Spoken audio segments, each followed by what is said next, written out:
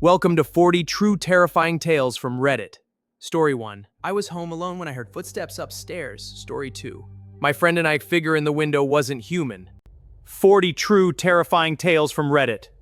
Story 1. The Basement Shadow. A dark shape watching from the corner. Story 2. The Clown's Laughter. I lived in a small apartment complex right outside my campus with some friends. As a 20-year-old girl, my friends were always giving me grief for never meeting up with any guys or going out. I got sick of it. I did not want to be the little friend who stayed home and ate pizza while my friends were out on dates with guys. So I signed up for plenty of fish. Now, I am not the type of person who would say yes to any random stranger. They had to be nice looking. They had to have plenty of photos of themselves, and we both had to have at least 2 common interests. So with those rules in my head, I psyched myself up to join the world of online dating. Within a few days, I already had 2 guys I was talking to. One said he was a doctor, kind of hard to believe, because he was 20, and one said he worked as a construction guy, easier to believe. I did not think that the doctor guy was lying to me. But one day, as I was getting crap from my roommates, the construction guy, who we can call Bryce, messaged me on a messaging app we were using and asked if I wanted to go out for a bite to eat. I told my roommates where I was going and who I was with. You know, all the things someone should do, so someone knows if you have been abducted. I even had a check-in time, so that when my roommates texted me, if things were good, I had to say some silly code word that meant things were going good. If I responded with another code word, it meant help me get out of this. And if I did not use code words, they would call the police for help. So I quickly dolled myself up and got ready for my date. I put my hair in a classy bun, leaving strips of it hanging down around my glasses.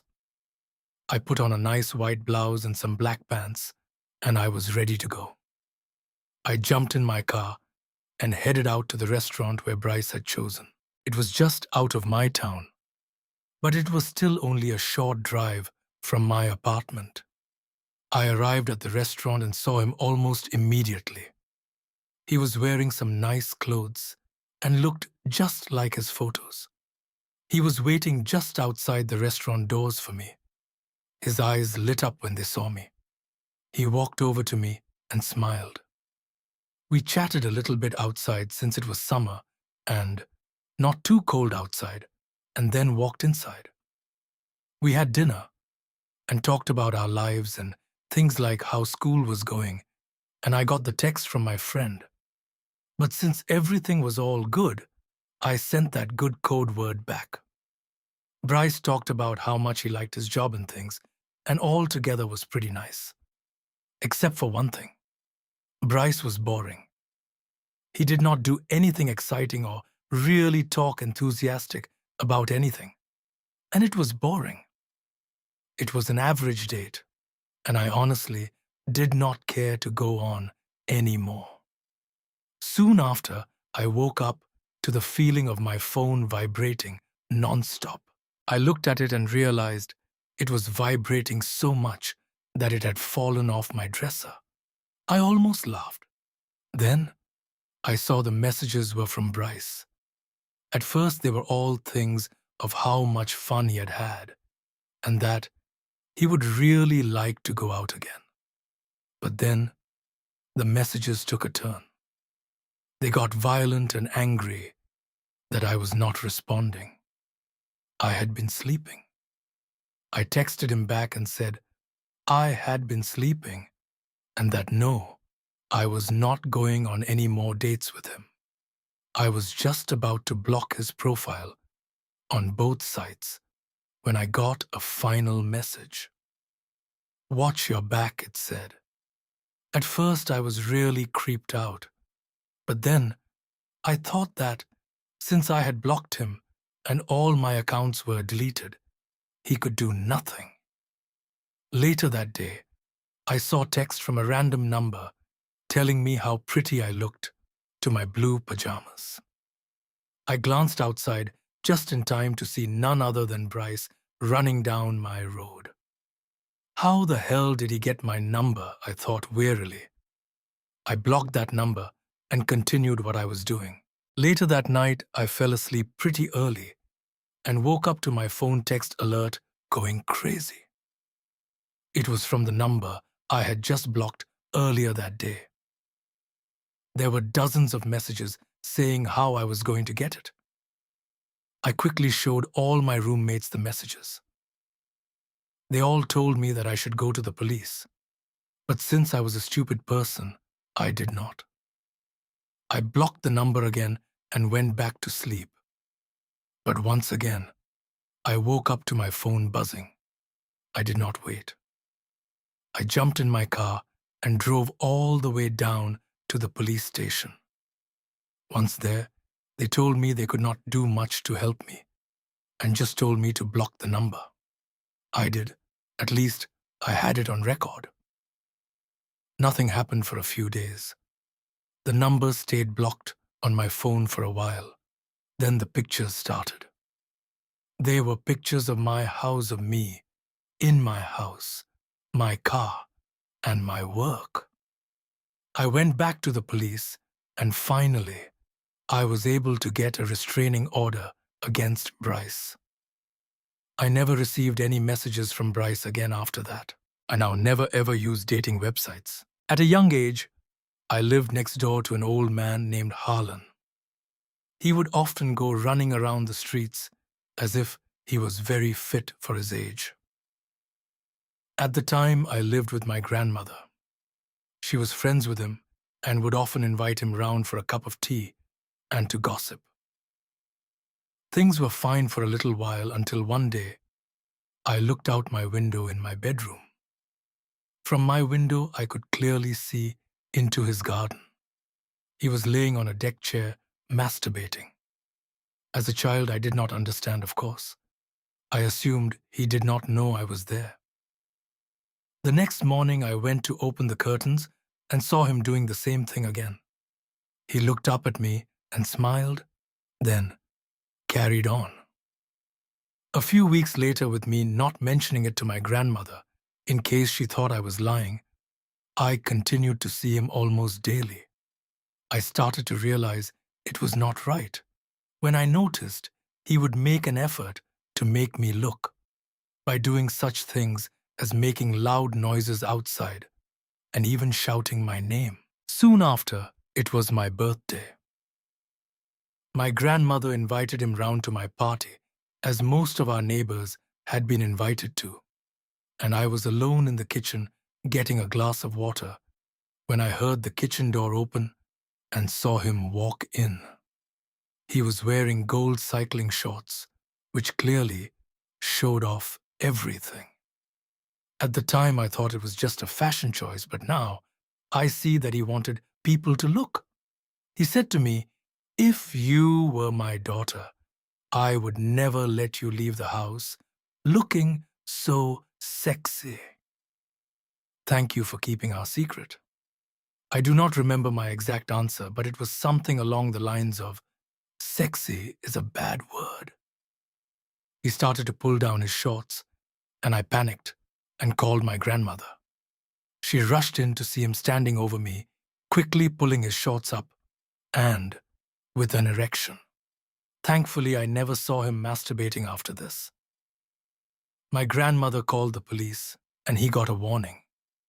In my opinion, this was not enough for what he did. I lived next door to him for another several years. I'm a man in my late 20s. I work graveyard shift. At the time of the story, I lived with my wife and newborn daughter in a third-story apartment. The front door to the apartment and a small kitchen window are both accessible from the outside, but all other windows and the patio door, which is attached to the living room, are about 40 feet off the ground. We live in a pretty safe neighborhood, but it is surrounded by some pretty sketchy areas. Also important to note is that the only air conditioner we have is window mounted to our master bedroom. So all three of us were sleeping in that one room when our daughter was only a month old at the time. It was late July and blistering hot outside. I am a cold weather kind of person, so anything over 75 degrees and I am miserable. So I had the windows open and the sliding door to the deck is wide open to try to get a breeze going through the house, and so only the bedroom has air conditioning. To make matters worse, I had come down with this fever that was just kicking my ass. And with a new baby, I was running on about 10 hours of sleep for the whole of the last month. As I said, I normally work graveyard, but this particular night, as I went out to the living room to get dressed for work, I could barely lift my arms. You know how, when you have a fever, your muscles turn to jello and everything hurts. That was me to the max. So I said, screw it, called into work, and crashed hard on the couch in the living room. I proceeded to have hardcore fevered nightmares and eventually awoke in a pool of my own sweat. I checked the clock. I'd only been out for about a short time.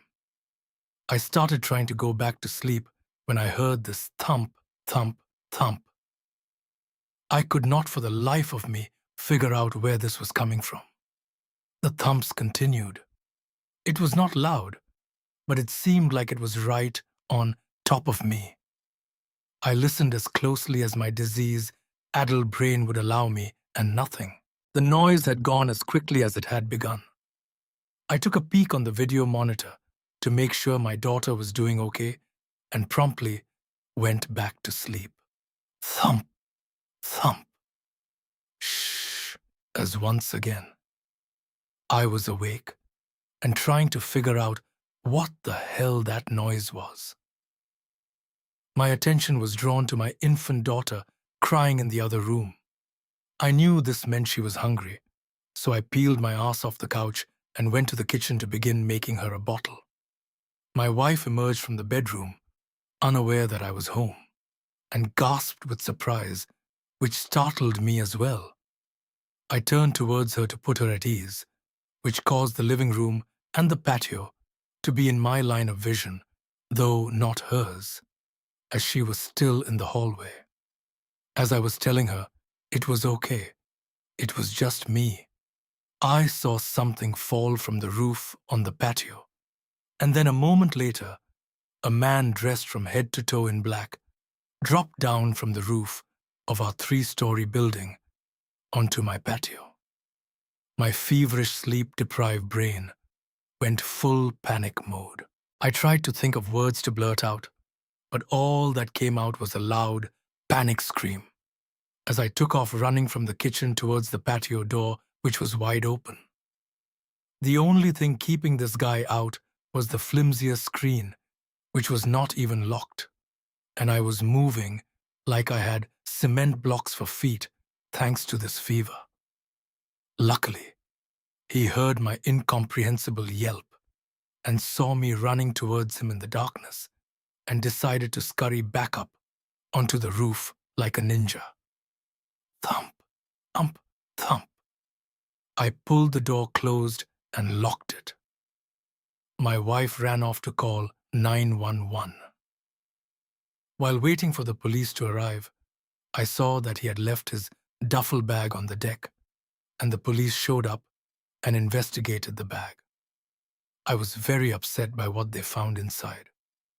Zip ties, duct tape, condoms, disposable cameras, rope, a rather sizable dildo, a couple box cutters, and a nice big hunting knife. I have little doubt of what this man came to do that night. And if I had not decided to stay home, I do not see what would have stopped him. My husband and I moved into this house about 9 months ago. At first, the neighbors seemed okay. We are the high and by type. There is a woman who lives directly across the street. We will call her Nadine. On Mother's Day, as my husband and I were leaving for brunch, Nadine wished me a happy Mother's Day, and I wished her the same.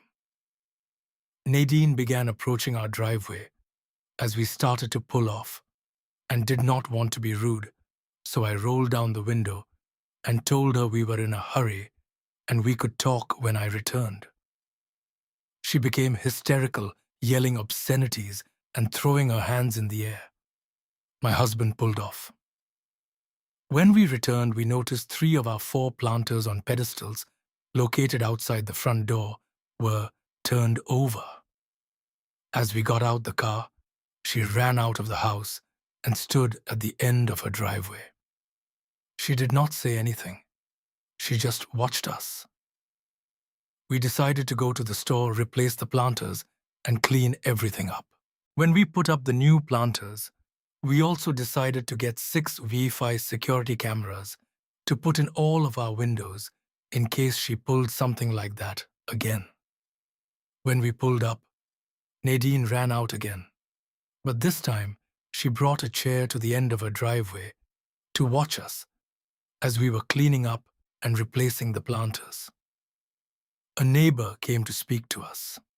He told us that the landlord should have warned us about Nadine, but Nadine sometimes does things like that if she feels slighted or disrespected. Our response was, we were not there for her entertainment or companionship, and she needs to stay away from our property. When we began installing the cameras, she went back into the house. The next day when we left for work, Nadine ran outside in a nightgown and stood at the end of the driveway with her arms folded. When we returned home, we saw the planters were moved but not knocked over this time. We weighted them down with rocks. We looked at the video and saw 2 girls about ages 6 and 8 come from Nadine's house. They tried to push over the planters. When they did not succeed, they went back to Nadine's house. We called the police to get the incidences on record in case Nadine decided to escalate. For the next 2 months, every time there was movement in front of our house, if she was home, Nadine would run outside. We decided to ignore her since it was clear she was mentally unstable. One day, when we came home from work, she blocked our driveway with her car. We called the police who made her move it, but did nothing else. We explained the situation to the officer, who stated we should just keep records of her behavior and call if she makes contact with us. A week later, she blocked our driveway with her car again. We called the police again. This time they gave her a ticket. Nadine continued to run outside any time there was movement. But now, she would also pull up in her vehicle about a minute before us, wait in her car, and get out when we got out. This happened no matter what time we got home after work. One night we noticed she was pulling out of a driveway at the end of the block. After this, we decided to use another entrance into the subdivision. This worked for about a week. Then she sat outside of that entrance and followed us in. I began videotaping these incidents with my camera. A month ago, when things escalated, I came home for lunch and there was a huge trailer blocking my driveway. I asked the driver to move and he refused, stating he was a friend visiting Nadine. I told him to move or I would call the police. He moved, but then moved back once I parked my car. I called the police and the number on the side of the trailer. The owner stated the trailer should not have been in a residential area and apologized. The police ticketed the trailer and made the driver leave. The man visiting Nadine was arrested for outstanding warrants for unauthorized entrance and criminal trespassing. About a week after this incident, she followed us into the subdivision, parked her car, and ran to the end of our driveway. She yelled about us contacting the owner of the trucking company and how stupid we were for doing that. She turned around and went to her driveway when she saw I had my cell phone recording her. We called the police, who took another report and warned her to stay away from us and the house. She went on about how we did not own the house and how she could go anywhere she wants on our property. The officer warned her that if she does come on our property, she could be arrested. About a week ago, a group of kids came on our property, began fighting on the front lawn, and throwing trash everywhere. Nadine sat on the porch and yelled for the kids to yell louder and fight more. We called the police, and the officer told us that they were just kids playing, and they all denied being sent by Nadine. We showed the officer the video, and he still refused to do anything. He told Nadine to stay away from us, a warning other officers have made, and she continues to ignore. The day after this, it was 40 degrees.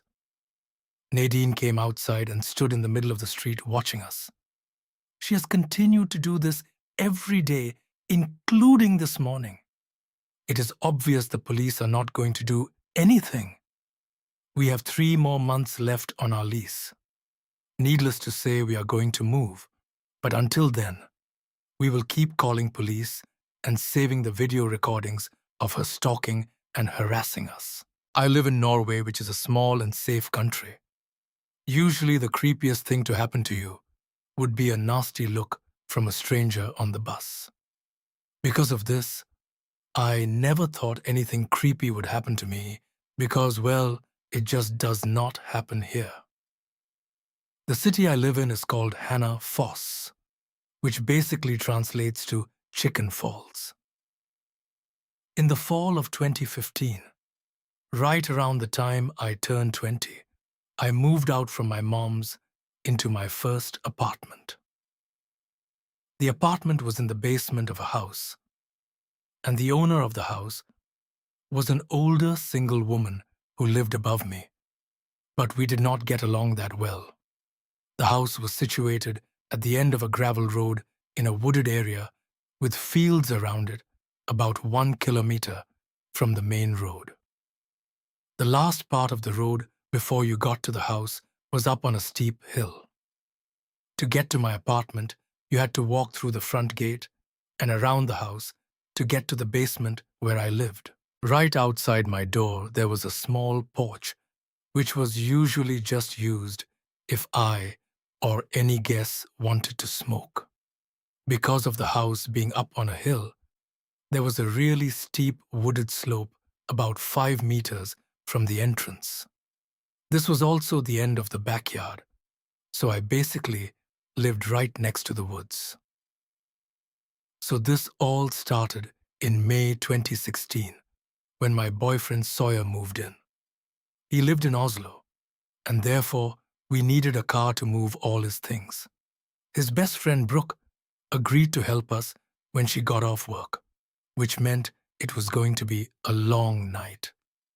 Late one night we left Oslo and started to drive to my place. Because of road work, we had to stop for some time and did not arrive until late. At my place, because Hanafoss is a small city, it was dead silent when we arrived. We started unloading the car and I grabbed some plastic bags and went around the house. As I stepped onto the small porch outside the basement, I heard a sound from the woods down the steep slope. It was the sound of leaves rustling in a particular rhythm, as if someone was walking in the woods and kicking the leaves when they lifted their feet. I thought this was kind of weird because I knew that was not any kind of hiking trail down there, or any other reason for someone to be walking there, especially late at night. It was just woods in an empty field. Sawyer came up behind me, and he also stopped wondering why I was just standing there, listening. "Shh, do you hear that, the leaf sounds?" I asked, and what? He did not answer. Brooke also stopped to listen. At this, for a moment, Hear what Brooke asked. Before I even had the chance to answer her, Sawyer told her about the rustling sound. Yeah, I hear it. What is it? She asked, but I literally had no idea. We all just brushed it off, as some neighbors' kids, even though there was not a lot of neighbors that far into the woods. About a week later, late one night, me and Sawyer sat outside, smoking, when I heard the sounds from the woods. We joked about what it could be because, as I said, we are from Norway and creepy things just do not happen here. Stupid thinking, I know. We did not pay much attention to the sounds and eventually we went inside. A week later, same time, we heard the noises again. At this time, I actually pieced together that this happened at the same weekday, same time, which was kind of strange. And we got a little scared. We joked about it being a killer living in an abandoned house next to us. We laughed and again brushed it off as just some kids or an animal. But still, we were somewhat afraid of what it could actually be. The next week passed without any sounds from the woods, and we completely forgot about it until the week after. I did not want to smoke, so Sawyer went out on the porch alone. After a few minutes, Sawyer busted the door. His eyes were wide, and he sounded scared as he whispered, "Quick, I can hear those sounds again." I ran outside and listened from the porch. Sawyer was right. The sounds were there again, the same rhythm and pace as before, only this time it sounded as if though they were closer. I was a little nervous, so I just looked at Sawyer. He was just as nervous as me, still being so sure of nothing happening to us because of our safe country. We walked closer to the slope, and I shouted, "Ha ha ha! Very funny. Maybe I should call the police to let them know someone is creeping around my house." We both just laughed, and then we heard the sounds stopping immediately. Thinking we scared off whoever it was creeping in the woods, we enjoyed the silence and shouted loud. And right as I shouted, we heard the sound again, just faster and louder. And this time, it sounded as if someone was sprinting right towards us from down the steep slope. Just imagine if you ever tried walking up a steep hill covered in leaves and your feet almost slipping under you because of it being so steep. That was the sound we could hear. At the same time, both Sawyer and I just turned around and ran as fast as we could inside, cigarettes still in hand. We locked the door and turned off all the lights and fell to the floor. I was incredibly terrified. "Did you just hear that?" I asked. Sawyer looked terrified and nodded. "Someone was running towards us?" I asked. He just nodded. We heard a sound that still gives us both goosebumps to this date. It was the sound of boots walking on the wooden porch. It was so shocking my mouth was just open while holding my breath, scared that whoever was on the other side of the door could hear us. Sawyer looked at me and pointed to the door in panic, signaling that he also heard it. I lifted my shoulders. I guess it is the international gesture of, I do not know. We both just sat there for some time, too scared to move to the living room.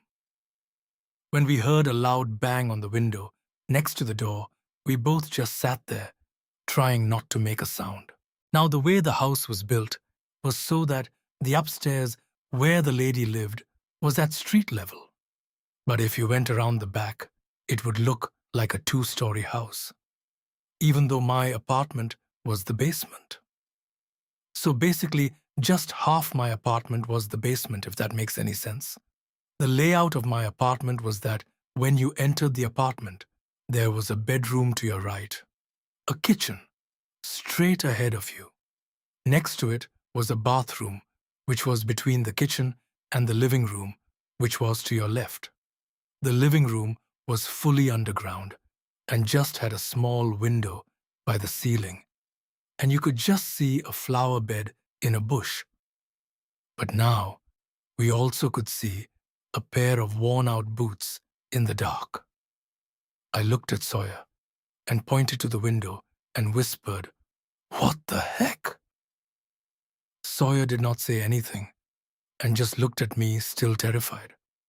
I'm not sure if the person outside even knew where the apartment was, because then he would have probably sat down to look at us. Maybe he thought that the basement upstairs were connected, and that we ran inside and upstairs, and now the person outside was trying to look inside to see if he could see us. We crawled into the bathroom and locked the door and just sat there. We did not have our phones, so I am not sure how long we sat there. We sat there listening, but we could not hear anything.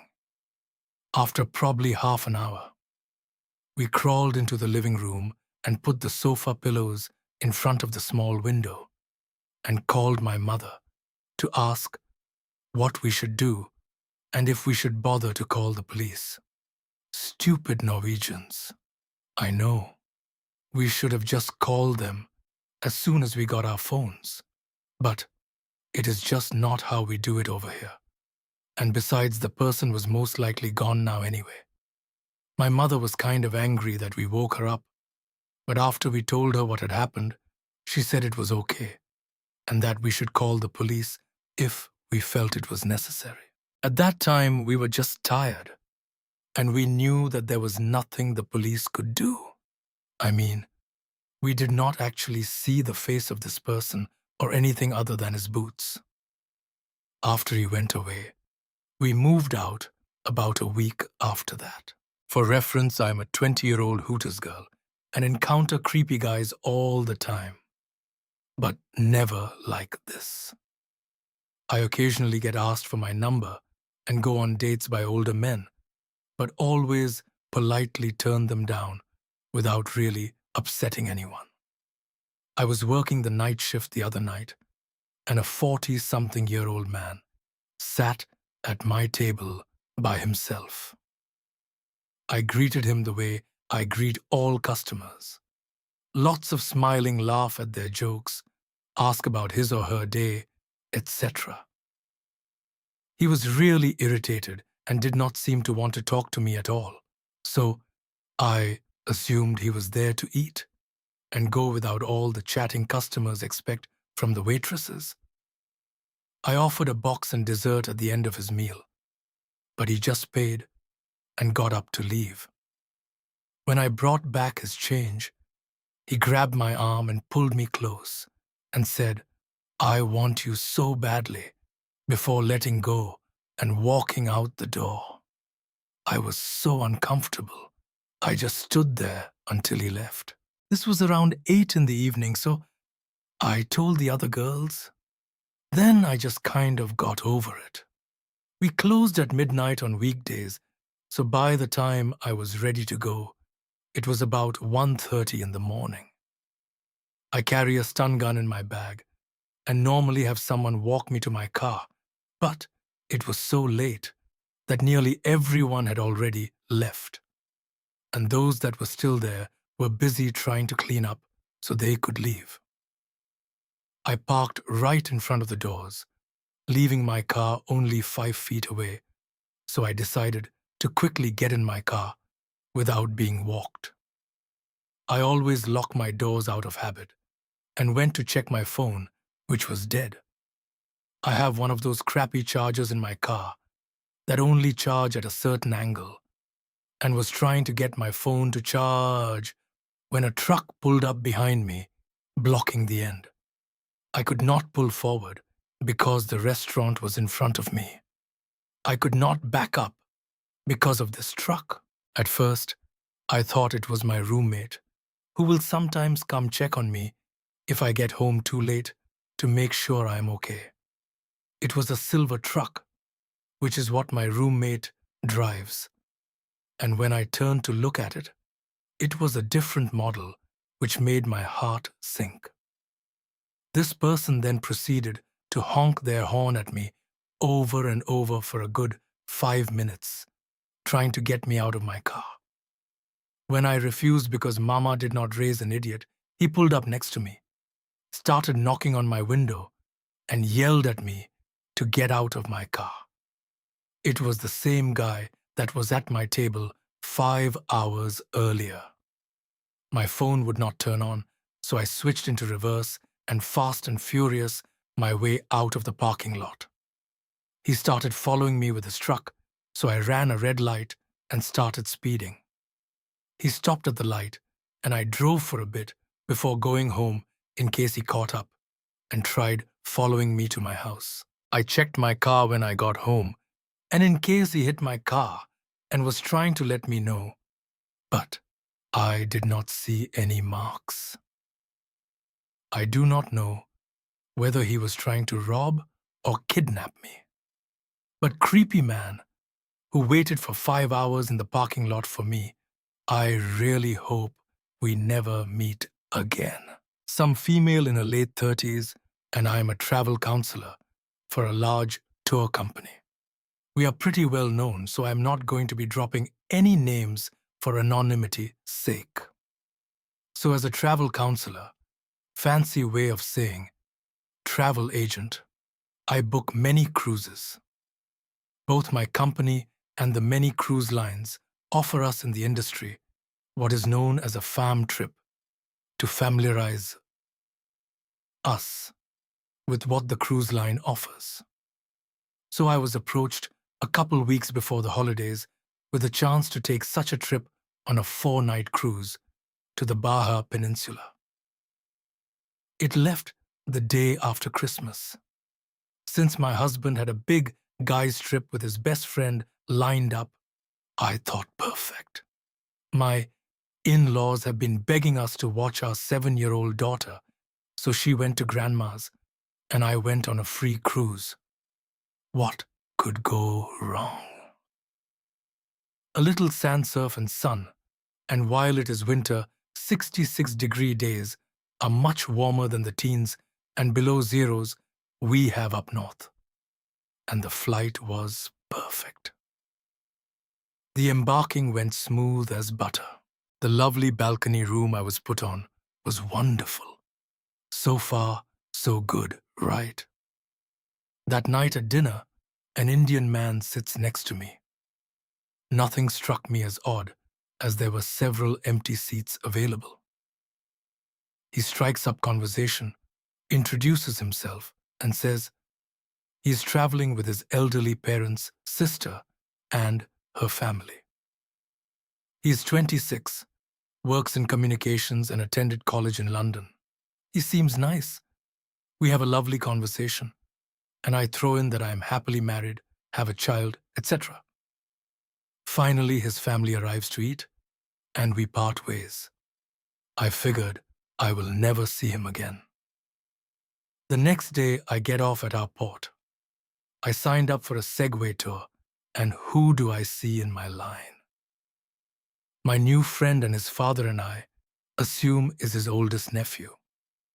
He, of course, waves at me, and we make simple chit-chat before starting our tour.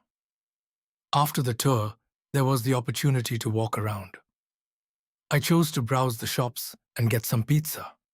However, I felt that I was being watched or followed. I turned around a few times, but did not see anyone. I shrugged it off and went about my day. I go back to the ship, change into my bathing suit, and go lay out on the deck. It is a perfect 72-degree day, and my skin loved the vitamin D. I order a drink and put in my wireless headphones. I'm dozing when I feel hands roughly shake me. I jolt sitting straight up. It is my friend, although he is frowning, staring at me, disapproving. He angrily tells me I'm not allowed to show off my body, and that I'm disrespecting him and his religion by acting like a you-know-what. By now, I have cruise employees I am friends with. I have taken many cruises and get to know the employees who hear the commotion are telling him he needs to leave me alone. Never mind them embarrassed. I tell him I am a married woman, and what I do is not of his concern. As he stomps off, he informs me if I was his woman, I would be sorry. I figured I would not have to deal with him, and the next day is perfect. No sign of him. We are at sea, and I hang out on my balcony, sunning and dozing. That night, after a few martinis at the piano bar, I settle in my room for the night. After talking with my hubby through Facebook Messenger, I am about to doze when my door starts shaking. It sounds as if someone is violently running into my door. I throw a robe on and look out the peephole. It is the Indian guy. He looked crazed. It was formal night, so he is in formal wear. His face is red, screaming profanities at me. Luckily, the guy across the hall is a pretty big guy. He opens his door and tells the creep to get the hell out of the hall before his kids were woken up. The Indian guy gives one last profanity and then leaves. The next morning, the guy across the hall tells me something terrifying. He swears the guy had a steak knife in his hand. I inform the cruise director, but I'm not sure what happened after that. I only saw him one more time on the cruise as we were disembarking. He was carrying one of his nieces, and luckily did not see me. I'm a late 20s male around 6'4" and around 180 pounds. I'm sometimes too nice to my friends. I tend to do favors for friends, even if they seem pretty ridiculous, as long as it is not terribly out of my way. Most of the time it is help I'm drunk and need a ride home. One night late I get the call. A very, very drunk friend of mine. Riley is begging me to come pick her up and give her a ride home. The bar is closing soon and she's too drunk to drive home. The bar she's at is not too far from my house, about a 10 to 15-minute drive. But the issue is that she lives like 35 to 45 minutes on the other side of town.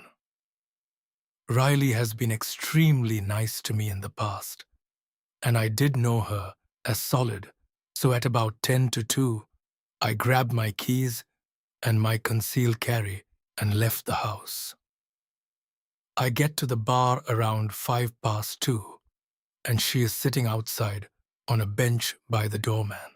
I pull into the parking lot, which was pretty empty since the bar is closed, and I assume that the cars remaining were the workers who had not yet left. I get out the car and start walking to Riley, who was kind of slumped over. I was hoping she was not passed out drunk, and when I got to her, the doorman asked if I was her ride. I told him, yes, showed my ID for proof, and what he said next was of some concern. He pulls me in and says, hey, I was supposed to leave only clothes, but I have a strong feeling your friend was roofied. She has been on the porch drinking all night and some guy kept hovering around her. I assumed it was a boyfriend or whatever, but she never turned to talk to the guy. She was either drinking or chatting with the other girls around her. Anyway, she chugged her last drink, came up to me, and told me you would be coming to pick her up, and she asked me if she could sit by me. She told me she felt very dizzy and sick. I told her, sure, hoping she just drank too much, and she passed out right after she sat down. After that, I could not see the guy anymore. But I did not want to take any chances. So, visibly concerned, I thanked the guy profusely, and he even helps me carry Riley to my car. Midway to carrying her, she's kind of coming to like someone just waking up after surgery, but really groggy, not knowing where they are, talking nonsense kind of talk. I do not remember exactly what she was talking about, but I am sure if I was not on high alert about her possibly being drugged, it was some funny stuff. So we get her buckled in. I thank the guy again, and he just says he hopes she gets home safe. So now, hoping my friend is only stupid drunk and not drugged, I start driving to her house. The whole time I'm trying to keep an eye on her and an eye on the road. She is now snoring asleep, which puts me in a bit of an ease. But about halfway to her house, my fuel light comes on. Cursing the fuel economy of a sports car, I pull into the next gas station. It is one of those small gas stations that does not have a 24-hour store, so I am on extra high alert while I start to pump gas. The gas station is about a block from the freeway and right at the corner of the intersection. The street itself is pretty dark with lonely lampposts shining very pitiful lights at large intervals. I get that really dead feeling, like this place is just abandoned. To give an idea of positioning, because this is important, the gas station is at the corner of the intersection. The storefront would be facing south, and we were right in front of it where the pumps were. The east would be where there are the air pumps for tires and parking spaces, and the north would be a diesel fuel pump right behind the store, accessible from the street behind the gas station. I drive a Corvette, so the filler is on the rear end of the car, and I'm leaning against the rear, looking around. To my left, I hear this weird metallic scraping, so I turn and see this guy about 15 to 20 feet from me come around the corner, dragging a long metal pipe on the ground. I immediately sense I'm in a possibly dangerous situation. Now, the guy looks almost possessed, but he is not looking at me, rather like he is trying to look into my car. I am on the defensive, but hope I can get him to leave. So I call out, "Hey, everything. All right." Without looking at me, he answers back, "You took my girlfriend from me. I am here to take her back." Now, he turns to look at me, and he has got blood in his eyes. Before he begins to take a step, though, I start yelling, hoping it will get him to back off. I'm a little over 6 feet tall, not exactly skinny, but not exactly bulky either. But I have a really deep voice. "Hey, back the hell off, turn around and leave, and no one has to get hurt." He takes a step towards me, clearly unimpressed. So almost automatically, I pull my handgun from my inside the waistband holster and draw a bead on him. "Back the hell off, you do not have to die." I start yelling louder. Pretty sure my voice cracked because, I am scared shitless. No amount of self-defense classes and time at the range prepares you emotionally for this kind of situation. And B, even though I am really against violence, and killing someone is not something I want to do. And did I mention I am terrified? Anyway, in a panic, the guy throws the pipe at me. It whizzes by, thankfully not towards my car, but to my right, and I dive behind my car for cover. I have no idea if he has a gun himself or what, but I was going to put some kind of cover between me and him. And by the time I knew up and aim over the rear of my car, he has booked it. I hear a car door slam and tires screech, and he launches off the curb on the east side of the lot and is tearing down the road, swaying all over the place. In my own panicked hurry, I pulled the pump out of the car, screwed the cap, and tore out of there myself. Riley, however, is still passed out in my car, and now afraid because I am convinced she has been drugged and we were followed by that guy.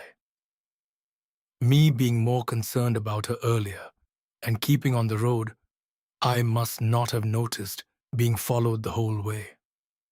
Back to her house, I'm wary of any car that is behind me. I'm also speeding like a jackass. And when I get to Riley's neighborhood, I circle a separate block that is not hers, 4 times to make sure no one is following me.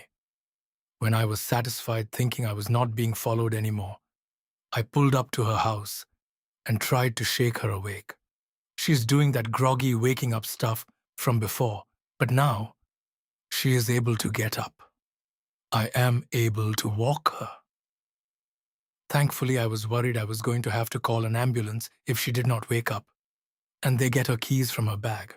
I managed to walk her inside, and at this point, she's kind of coming around, asking me what is going on, and where she is, etc. I tell her she's home and get her to lie down. She's completely lost looking, and her eyes start welling up.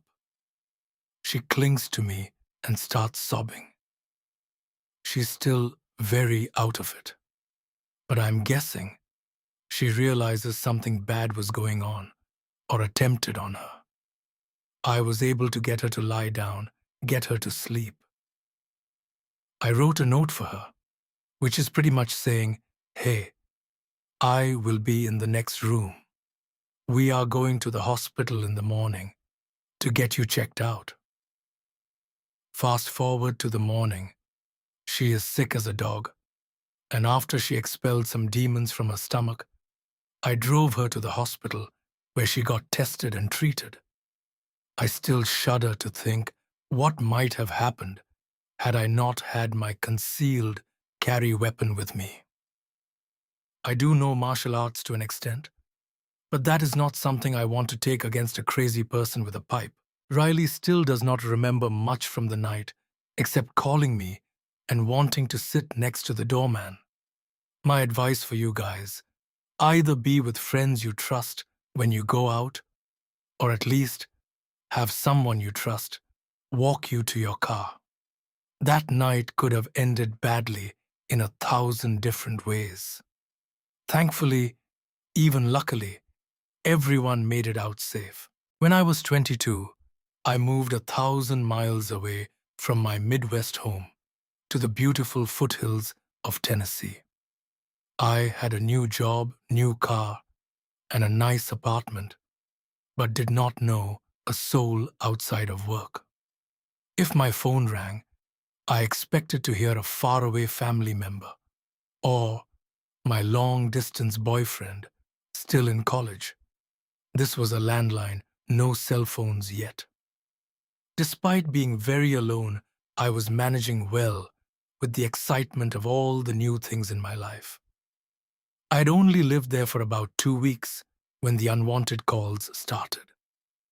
The first call, a man's friendly voice, asked what I was doing. I could not place him and thought maybe it was one of my cousins or uncles. I have a huge extended family. I asked his name. He laughs a little, and his tone gets dark, a bit angry. He says, "You know exactly who this is, darling?" I pause, deciding if this guy simply called the wrong number or is a creep. I choose the former laughs and politely tell him he has the wrong number.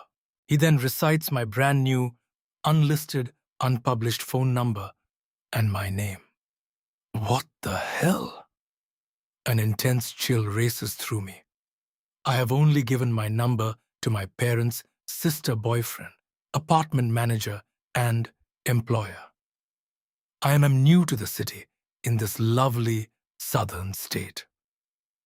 He does not like it when I tell him he called the wrong number and starts yelling at me, then tells me in a much calmer voice the many vulgar things he's going to do to me.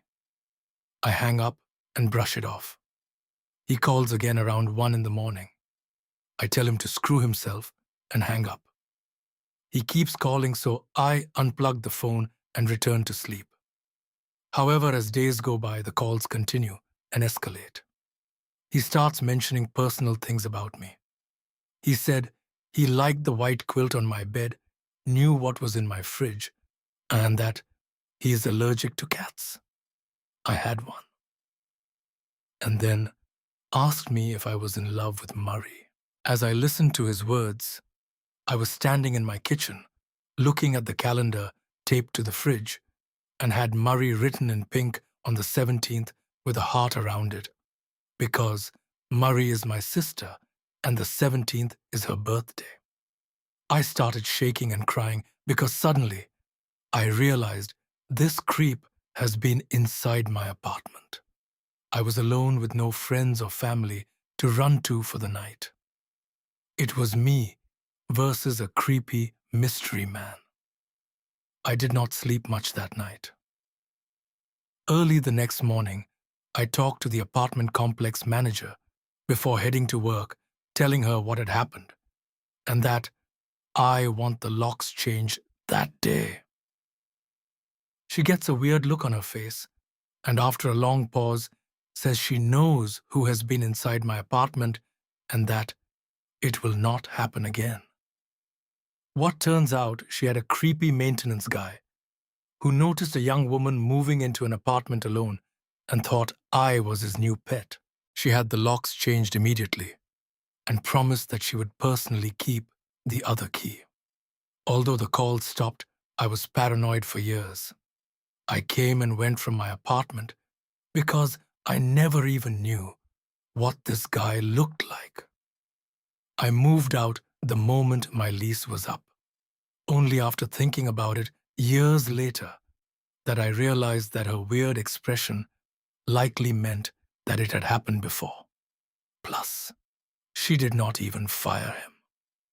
I regret not calling the cops. I was young and naive.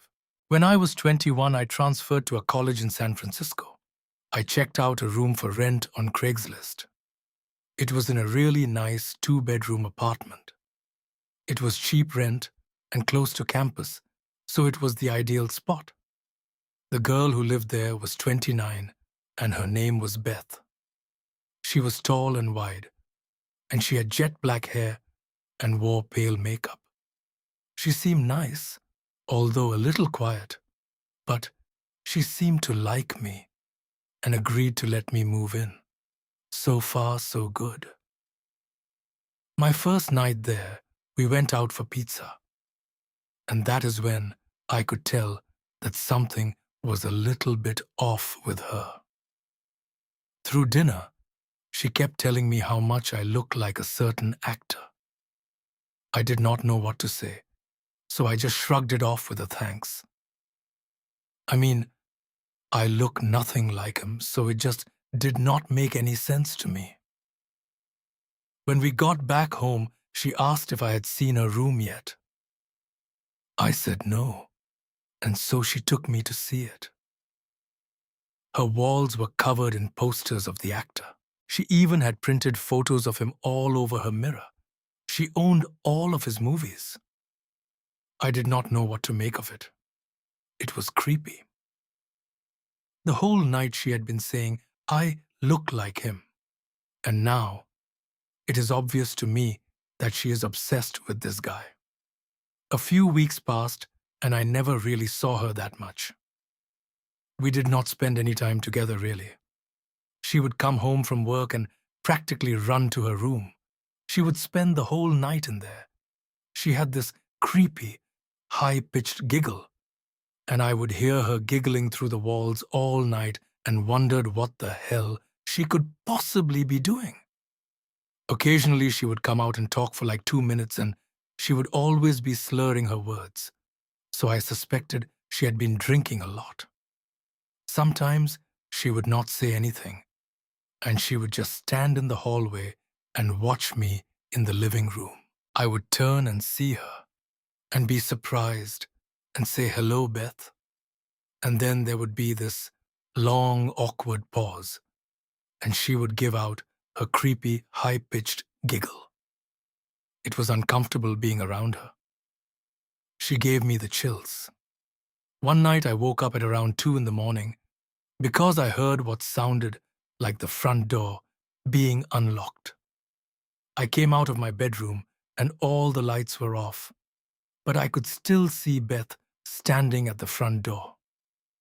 She had her face against it, and she was turning the lock back and forth, over and over again. And every time she turned the bolt, she mumbled my name, Max, Max, Max. Seeing her standing in the dark and mumbling my name really freaked me out, and it does not help me that she kind of looks like a bigger version of the girl from The Ring.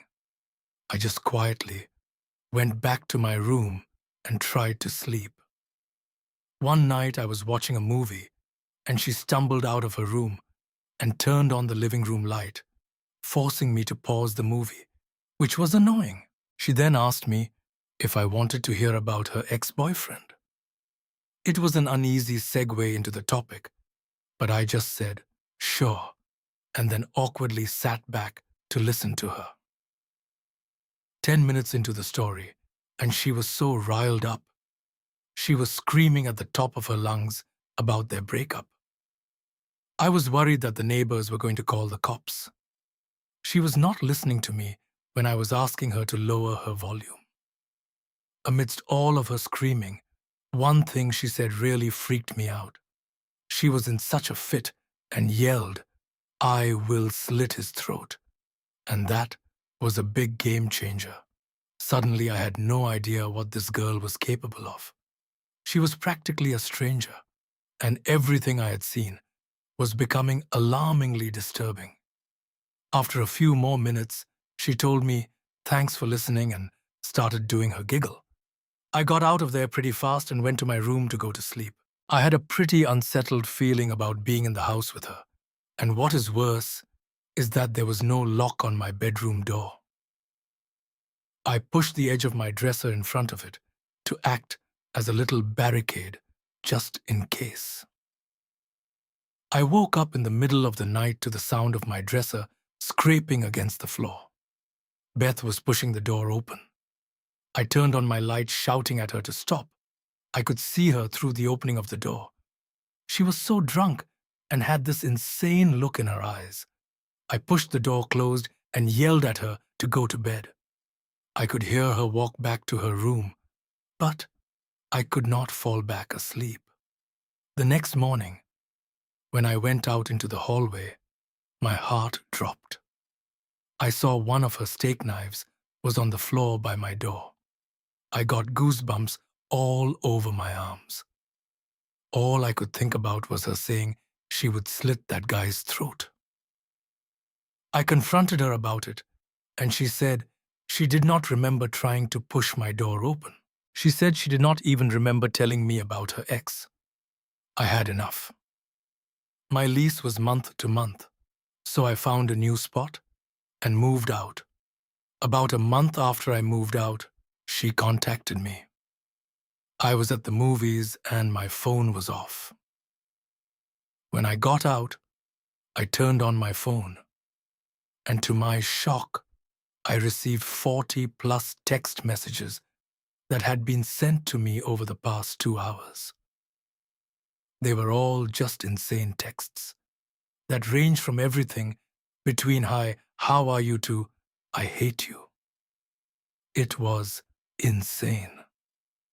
I did not respond, and I never heard from her again.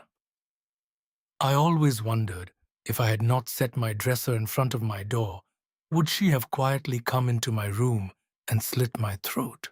I live in the basement of a 2-story house. My brother and I rent. He is the upper floor, and my girlfriend and I live on the lower floor. He is entertaining a lady friend this evening, and I am in my room trying not to hack up a lung. I have that flu going around, so I have been curled up under my comforter, sleeping on and off and watching Netflix. Around 8 it had to be, as my girlfriend just dropped off some soup and Powerade from the store to me and headed to work. She's a deputy for the next town police department, so she just leaves and I am back in bed. Dog next to me perusing my choices on Netflix. When I hear our gate open. Not the dog hears it too. She is a cattle dog, so she is very protective over her turf, and me, so she is growling. At first, I think it is my brother and his friend going to soak in the hot tub. Then, I get a text. It is my brother. He and his lady friend are headed to the store and asking if I want anything. I freeze. So, if he is not here, who the heck is outside my yard? I grab my rifle. It is not loaded, so I head loaded while the dog is making a racket. My windows are open. As I approach it, the way my windows are that they have windows. There is a ladder that leads to the yard on both windows and two grates that open. I shout out, "Who the hell is there?" No answer, just giggling. So I say, "Screw this," and dial 911. In the midst of doing this, the grate swings open, and a stringy hair-blonde chick starts coming down the ladder. She sees me rifle in hand and bangs on the window while I'm telling dispatch what is going on, and they tell me a unit is on the way. This chick is going on about Zen and vibrations, and the aliens told her, and her best friend, I have drugs. I tell her and her friend to get the hell out. I hear the male yell cops, and her skinny ass books it, so I run upstairs. My dog hot on my heel. Open the back door. My dog runs out after them. Both of them hop over my yard to my neighbors. I hear the cops coming into my yard. I let them know I have a gun and set it on the grass. I point to my neighbor's wall, and one cop lifts himself over. What they have already escaped. Now I let them know what happened. I'm pretty sure they know this particular duo by this time. My brother is home, so I fill him and his girlfriend in. Cops tell us to keep the windows and doors locked, and if they come back, to call them again. Now, I am back in my room, too keyed up to sleep, rifle in hand. Hopefully, I do not see those druggies again. At the time, I was a few months into undergrad in Austin, Texas, and had just become comfortable enough with myself to come out of the closet. There were new dating apps available, so the fine dates I used Craigslist. Big mistake. I started chatting with a guy off Craigslist. Craig and we hit it off and decided to set a time and place for a date to meet in person. His ad said he was 27 and I was 18 at the time. At first, he was very insistent on meeting at his place, which I later found out was just a trailer, and it kind of made me suspicious. But in his pictures, he was very good looking, had a nice smile, etc. So I decided to let it go. Eventually, we agreed to get coffee before going to his place. So the day arrived, and I went to get coffee, and I was pretty excited. I had showed my roommate pictures of Craig and talked about how I was looking forward to meeting him. I showed up at the coffee shop, and he was already there. He actually did look like his pictures, so that was a good start. We got coffee and ended up chatting for several hours before he asked whether I wanted to go back to his place. Luckily, my roommate called to check up on me, and it also happened that he was stranded because his car had broken down. So I told Craig that I would take my friend back home before heading over to his place. Well, by the time I picked up, my friend Craig was no longer answering his phone or anything. When he finally answered, he accused me of making up some excuse so I would not have to go back to his place with him, and basically was very angry, annoyed, despite our great conversation earlier. That was a bit bummed, but basically did not think of him again until years later, when my old roommate sent me a link for a news article about Craig. Apparently, he had been running a sex trafficking ring using underage boys that he would lure through his good looks and promises. I can only imagine what would have happened to me if I had gone back to his trailer with him that day. Back in December of 2012, I received a notice from the manager of the grocery outlet I worked at that we were getting a new member of our overnight crew scheduled to be in the following night. The crew, who consisted of myself and several others, worked together for quite some time, and we all grew into good friends. So the next night it is myself and two others on schedule when the new guy comes in. I already knew his name to be Cole, so I immediately went up to introduce myself and all that jazz, before showing him around and telling him exactly what to expect on any given night. Surprisingly, he seemed to be a quick learner. Not that this stuff is complicated, but it can be a bit tricky at first. But he never asked any questions or made any comments, almost acting as if he either knew what he was being told or that he was not interested. Being the supervisor, I was pretty much the authority, but I never used it. Everyone was used to a loud atmosphere as we would play music and yell a lot. It helped keep us awake and somewhat energized. As I tried to break him in, Cole did not seem interested, preferring to work alone and not take part in our antics. As time went on, his work began to falter. Soon, he began to slow down and disappear to the back of the store for a while, to do whatever, then returned an hour or so later, but I always figured he was being productive and left him alone. What did surprise me, though, was when Cole would use a box cutter, he would not cut off the tape, but instead, he would stab the boxes and rip them open. I told him to be careful, but he merely gave me a shrug each time. One day, the manager called me and asked me to talk about how Cole's been doing at night.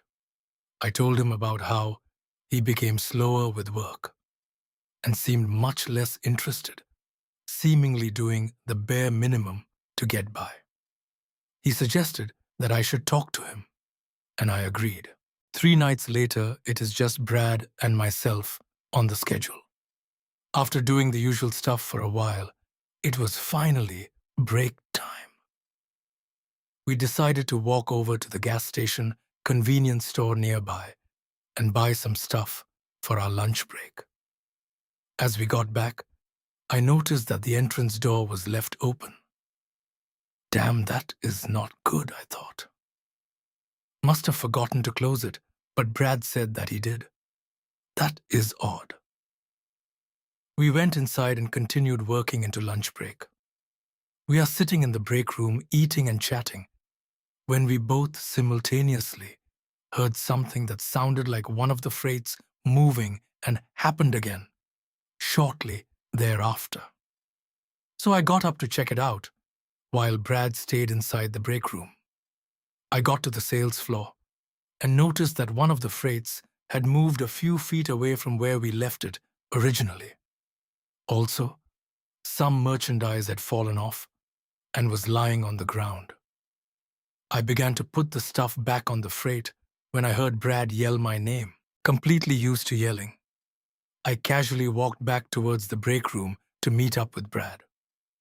He pointed towards the emergency exit and said that someone had just walked out, but the alarm did not go off. I jogged up to it and peered outside and saw nothing. At first, I thought this was a joke. I laughed it off and told him to stop messing with me, but he insisted.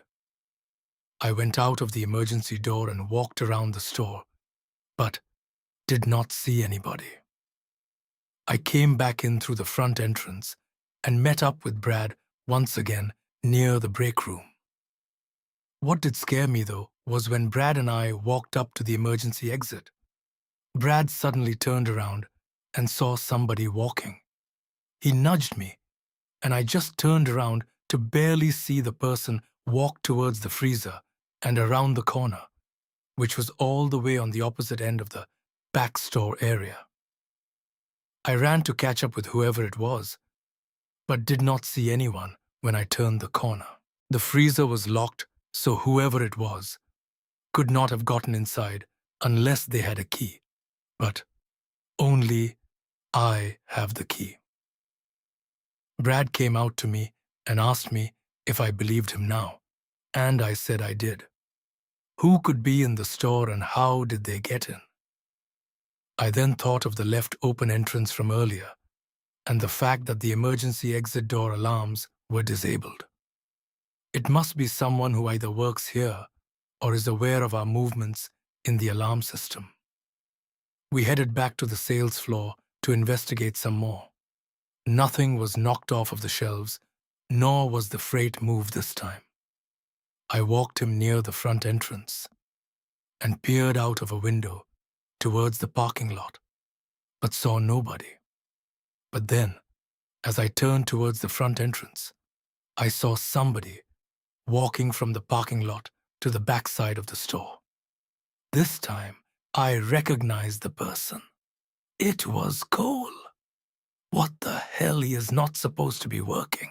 I yelled out to Brad, who came up to me as I told him that Cole is outside and he is heading towards the backside of the store. He nods and runs off while I follow. We waited by the emergency exits for about 5 minutes, but Cole never entered. I yelled to Brad to head to the sales floor while I stayed back there. I could hear him run off as I stayed by the emergency exit.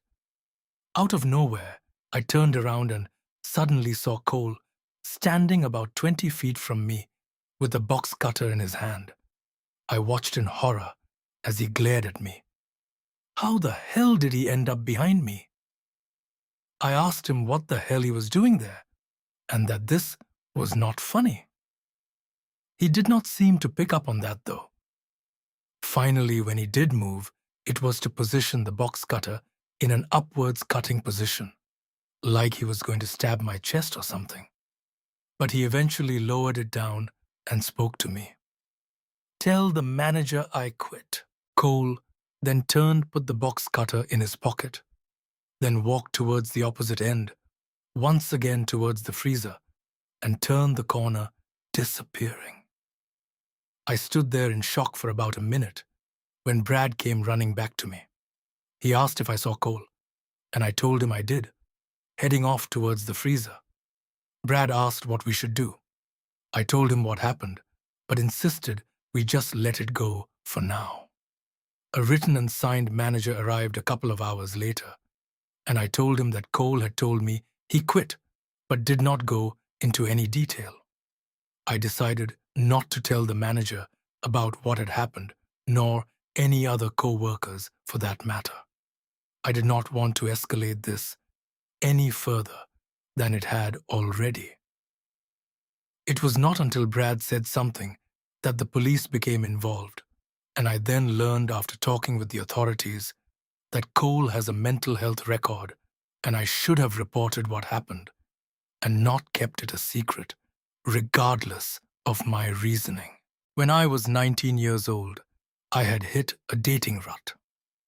Between college and work, I was unable to put much effort in meeting new people or forming new relationships. I am a female, by the way. My best friend at the time had just recently married, and with no dating life for herself anymore, she decided that helping me find the right guy would be the next best thing. I honestly was not even that interested in dating at the time. I just wanted to finish my basics and transfer to a large university. But she insisted I give it a chance. And she asked if it was all right to give this guy she knows my phone number. I was wary and refused at first until she starts begging. She pleads about how handsome this guy is and how he's 25 and has a stable life. She tells me about the well-paying job he has, about the house he built himself, about the ranch, and his horses he owns. She glorifies him as the sensitive, caring, attractive, put-together guy. But I know no one is that perfect, so I asked, all right, What is the catch? She replies, he only has one leg. Not that in and of itself is not a problem, until she says he accidentally shot himself in the leg and it had to be amputated. I look at her like she has just said the dumbest thing I have ever heard in my life. I explain that I do not think I want to date someone who mishandles a gun so badly they shoot their own leg off. But after all, her begging and pleading, I caved, and me and Steve began chatting. I cannot quite remember his name, so let us just call him Steve. The first couple of days of us texting was pretty okay. He was charming, funny, and it was easy to keep a conversation going between us. He had a slight arrogant tone and bragged a bit, but I excused it. I mean, if I had my own house and a high-paying job at 25, I think I would be a little smug too. He had made a few comments that sent up a warning flag, like how, when we discussed meeting in person, he talked about wanting to wait for a while before we meet, and that before we meet, he would like to see me in public, but like me not seeing him in public. He wanted me to go to a public place where he could then observe me with me, not realizing he is there. Now, that is some creepy stuff. I told myself I was looking too deep into it and to give this guy a chance. But on the third day, more specifically at night, he suddenly decided things were not moving fast enough. He began asking inappropriate questions like what my sexual experience was, what my deepest, darkest, hidden kinks were, had I ever masturbated, etc. I expressed my discomfort with this, due to us only knowing each other for 3 days. He backed off and apologized and began a guilt trip on me that, at the time, I did not really notice. He said manipulative things like, I did not mean anything by it. I just want you to trust me. And I do not want our relationship to be a normal relationship. I want us to be open with one another. And I just want to be the only person that you trust your fears with. Another day and night of this, and I very stupidly told him one of the deepest, darkest kinks that I have never and will never tell anyone about, and will not even name what it is in this story. He immediately sympathizes with me and assures me that he feels the same, while wanting me to go into further detail. I immediately felt regretted and tried to change the topic. He keeps trying to bring it up again, and I explain that I am not comfortable and that I do not think I should have told him those things because it was too soon. I explain that I wanted to take it slow. He agrees, and we change topics. We started talking about his home and his ranch, and I asked him to send pictures of his house because he built it himself. He immediately starts sending me photo after photo of his home and ranch and all of his horses. For a while, it is no text, just pictures being sent one after the other. Picture of a house, of a yard horse, huge erect dick fence. I immediately interrupt him with, "What the hell?" He asked if I liked it, to which I reply with a big fat no. I try to explain how inappropriate that is, and try to understand why he thought it was okay to send that when it had nothing to do with what we were talking about. He gets irritated and says, "Damn, just chill. Stop freaking out. It was not even my dick." "Excuse me, it was not your dick." "Then, whose dick was it?" I proceeded to blow up, and we get into a fight. I contact the friend who set us up and explained What has happened? She tells me that Steve has also contacted her and that he was calling me a you know what and saying that I was a psycho. Me and my friend agreed to just ignore him and end the conversation. This completely infuriates him. He begins threatening not just me but my friend too, saying he is going to kill us and our families and that we would be sorry and all that stuff. We just ignored until he literally recites our home addresses to us. We pay attention after that. No, I never told him which city I lived in or anything like that. I asked my friend how exactly she knew him, and she said that she kind of lied and did not really know him that well. She used to work in an FYE at the local mall, and apparently this psycho was a customer who stopped there, and one day she just randomly asked if he was single and if he might be interested in me. I proceeded to lose my mind. She did not even know the guy. The guy should not even know our last names, and here he is now, telling us the names of our parents and our siblings and our telephone numbers. We immediately take screenshots of everything he is saying and inform him that if he does not stop, then we are involving the police. He, of course, continues with his threats. My friend's mom is the secretary of a lawyer, so after reporting Steve to the authorities and blocking him, we took the situation to my friend's mom and she took care of it. I do not have the exact details, but we never heard from him again. Reading this might not seem too scary to you. Retelling it now makes it seem quite hilarious. But when a stranger is reciting your own address to you and threatening your well-being, it can be pretty damn terrifying. A few days later, I came to the realization, and I should have known, the dick pic was not a pic of his own dick, because the guy in the picture has 2 legs. So one-legged Steve, who has pics of other dudes' dicks, let us not meet. I have a restraining order. We have an iMessage group chat going of about 7 friends and myself. One of our friends, Kay, is kind of the annoying little sister type and gets on all of our nerves, but we tolerate her. Kay sends us a screenshot of a conversation with her younger cousin, who was either a senior in high school or a freshman in college. He tells her that he is on Tumblr and that a photo of Kay's showed up on his feed. He proceeded to reblog and show her. Kay is confused because the photo is a random selfie from her Instagram, which she rarely uses and has set to private. In addition, neither she nor any of the people in the group chat even use Tumblr. She asked her cousin for a link to the site. Upon skimming the website, we find to our horror that the Tumblr is brimming with photographs of all 5 girls in the group chat.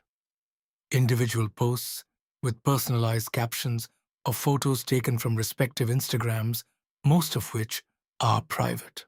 The further back we viewed the page, the creepier it got, because it seemed like the page was targeting one particular girl in our group Q. 90% of the photos the individual posted were just a few, mostly taken from her Instagram. There were love poems dedicated to her sentimental captions, accompanying some photos such as Q and her loving parents, and even some photos that were obtained from her Facebook account, despite those settings being set to private. The owner of the Tumblr seems to be an adult male from a country different to where we live, who occasionally posted things that were more personal to him, such as a photo of an ice skating rink in his childhood neighborhood, or a YouTube link to a homemade footage from like 8 years ago that he helped produce.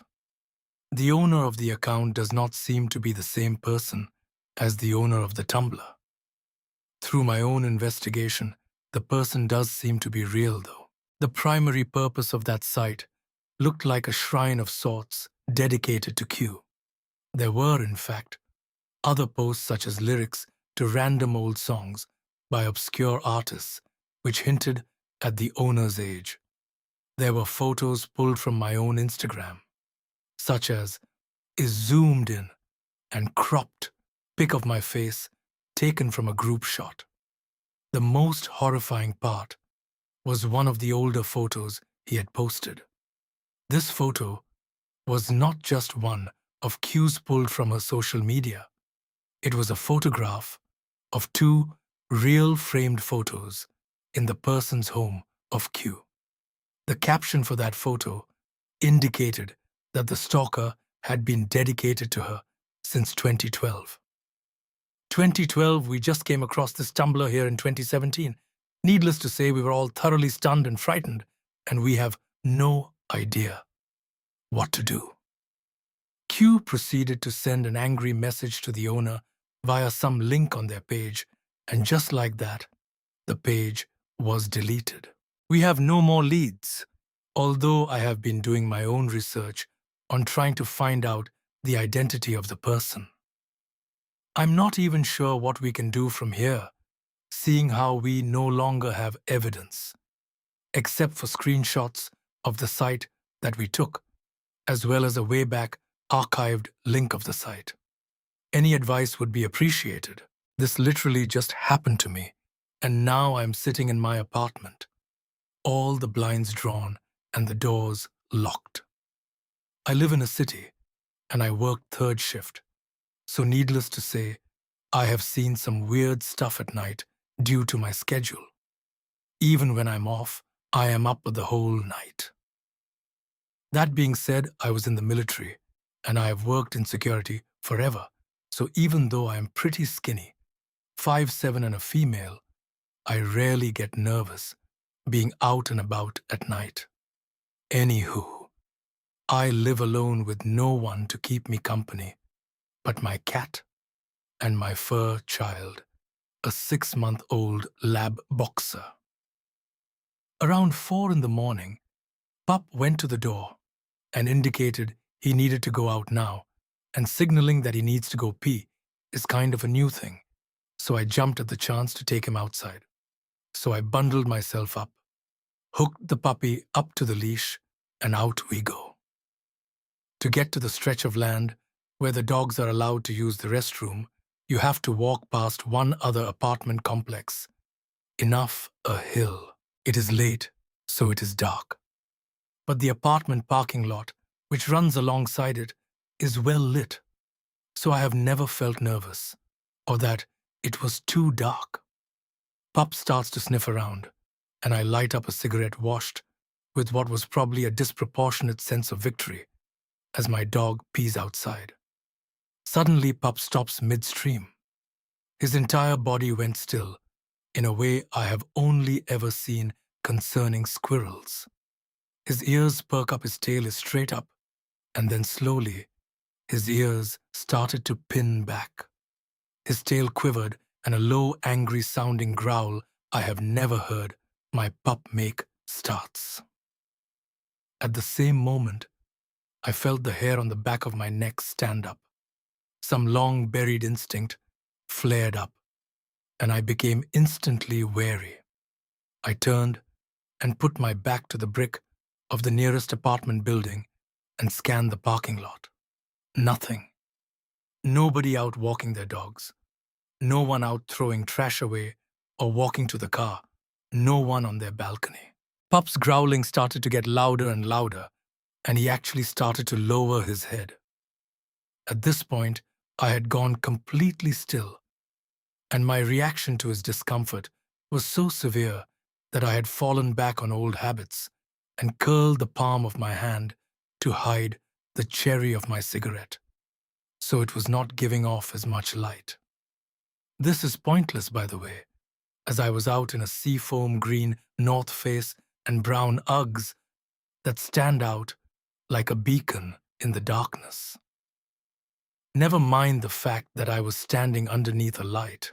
At this point, I'd pretty much decided to nope the hell out and head back to my apartment because I trust my dog's judgment of the situation. I started shuffling towards the walkway that would lead me back down to my entryway, hesitant to even turn my back to the area, despite the fact I could not see anyone. To my surprise, Pup started following me without any complaints. Normally, he would fight tooth and nail to avoid going back inside. I did not want to turn my back to the lot, but I also did not want to just stumble backwards down the hill. Finally, I decided, screw it, and just swung around and walked briskly back to my apartment. As I was going up the outside stairs, my dog paused at the top landing just before I reached it, staring behind me. I punched the code to get into my building before turning around, holding the door open, and standing at the top of the hill is a guy. No, I have never seen this guy before, but what the hell I do not know. Everyone in the complex, but he, was just standing there, watching me from the path I just walked, and I had no idea where the hell he came from. Pup was still growling, so I moved back, pulling him inside. I made sure the door was shut and locked, then ran up 3 flights of stairs to my floor. I paused at the top where there was a big window, and the guy had moved further down the hill and was just standing there, watching me. I backed up and passed the fire door, but I still did not feel safe even with the door closed and me finally removed from the guy's sight. I ran back to my apartment and locked the door. I called my apartment's 24/7 helpline, but despite the fact that it is called a 24/7 helpline, no one was there. So I am eating cookies with a huge-ass Bowie knife, watching Rocco's Modern Life. I always watch cartoons when freaked out, and my poor pup probably still needs to pee. I have no idea if I am ever going to take him out late at night again. I work at an outdoor mall in a great neighborhood. You would assume that it is safe as hell to be here, but then again, you just can not be sure anymore.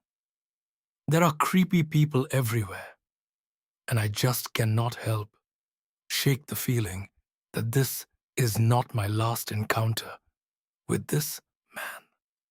I am 19 years old, and I work at a kiosk that sells all kinds of wonky jewelry.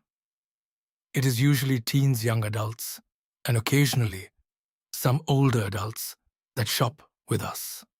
Every once in a while, this man comes up to the kiosk, easily recognizable. Sing leather jacket, crinkled corners of his eyes, one front tooth shorter than the other, same slouched way of walking. He is usually harmless. Oh my good God, the last few times he has come by have made me so uncomfortable. I greet every customer with, "Hey, can I help you find anything?" And most of them say they are just looking. He always smiles at me and says, "Just looking, darling." At first it was fine. I did not care whatsoever. He seemed like a harmless 50 or so year old man. He always spent a very long time looking at the display and never bought anything. Most of the time, I'm working the night shift at the kiosk while I'm surrounded by other shoppers and other kiosk workers. It is kind of all by itself, in between 2 empty ones in the back. The mall sales have been going downhill the last few years, and I am usually left alone, except for the friendly security woman that stops and chats with me on her rounds. She comes by every 30 minutes or so, and she is one of the few friends I have at work. The only stores in my view are Reebok and a Macy's. A few nights ago, I was sitting in my kiosk, bored out of my mind, and the security lady had already continued on her way. I had scrolled through Reddit already and was getting ready to open up Netflix and continue watching Terrace House when I hear footsteps coming up. I look up to see the creepy man staring at me, but not actually at the kiosk yet. I wave at him, and he gives a little smile, but one that sends chills down my spine. A customer walks up, and I immediately jump at the chance to help them, trying to shake the creepy feeling I had. After I checked out the customer and written down the receipt, I glanced up to see the man still staring at me. Before I could say anything, he started walking over, taking my eye contact as permission to come join me. "Evening, darling," he said, doing an almost bow. "Good evening," I told him. He proceeded to do as usual, checking the display, not buying anything. Instead of walking around the cart, he stayed by the register where I was, walked behind my chair to check besides, but never went where he could not see me. And then he started asking questions like, we were longtime friends or something. "So, darling, do you have a boyfriend?" I kind of guffawed at that because I had been single for over a year now. I do not know. I did not have a boyfriend, but there was a checkout girl I found pretty damn cute at my local grocery store. "Arcee," he said, "do you have any plans?" "After work?" he asked me. I was getting uneasy at this point, but I told him yes, I was going to a party. "Are you going to hook up with any boys?" he asked. My jaw dropped. Whether or not I was hooking up with any boys was in no way any of his business, but I just told him no. He smiled a little and said, "Good, you are too pretty for them little boys anyway." He faced me again and came up to hug me. Until this point, I had not realized my heart rate increasing, and it only became apparent after I found it harder to breathe. Before he could actually do so, Linda, the security woman, walked up and glared at him. "Sir, if you are not going to be buying anything from this young woman, I would suggest you go loiter somewhere else." He stiffened at the sound of Linda's voice. "She's a very intimidating woman," and he left. "You all right, honey?" she asked me. I shrugged. "He's always here," I told her. She shook her head.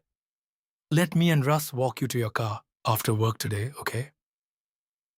I nodded, relieved that she offered, without me even having to ask. The rest of my shift was fine. I got through it and managed to make my bosses a bit of money.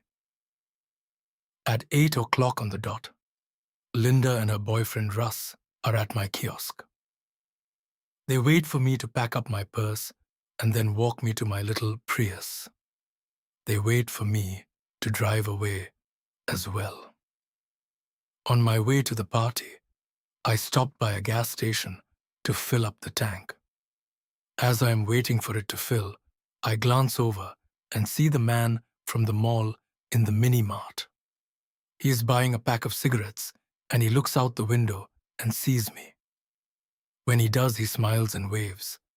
He holds up one finger, asking me to wait a minute. I do not.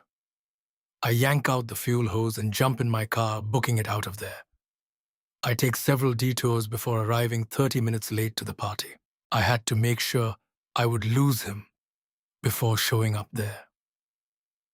It has been a few nights since that happened, and the only reason I'm submitting this now is because I'm actually working the morning shift, and I just saw him walk out of the Macy's across from me. Linda has someone biking around this area of the mall, so he will not come near me today. Back in 1989 to 1990, I worked for a large drugstore chain. I was about 19 years old and female. As I was a college student, I worked the closing shift, which ended usually at 9 in the evening. After facing the shelves and counting out the cash drawers, I get out between 9:30 to 10 in the evening. My home in college was about a 25-minute drive, so I would drive this rather desolate highway home. It is busier on the road during the day, but nearly no one on it at that hour. I was driving and saw police lights in my rearview mirror. Thinking back on it, I noticed something was wrong with the lights, but it was not enough to really register. I pulled over, but that little voice that keeps you safe was telling me to proceed with caution. I rolled down my window about 3 inches and waited.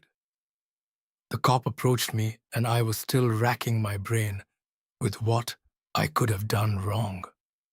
Probably speeding. The cop walks up to my car but kind of angles himself, so I had to really turn around in my seat to see him. He was mid-30s, clean-cut, and wearing a uniform. He asked me to roll down my window further, and I did another inch. Something about him just was wrong. So wrong, I could not put my finger on it. When he tried to open my door, I knew it was wrong. I kept asking him why he pulled me over, and he said I needed to step out of the car. I told him I would, but he needed to call backup. He said I needed to listen to him. I told him again that I would, but I wanted someone else there, and that I was uncomfortable. He started pulling my door handle harder. I do not know what that was going to accomplish, and they started beating on my window. I was scared for my life, especially because I did not know if this was a real cop or an imposter. He started screaming for me to get out of the car now. He tried reaching through the window to grab me, any part of me, as he kept hitting my window. I am screaming and crying, and it has always been such a rule follower that I did not know what to do. Finally, I gathered all my courage and gunned my car.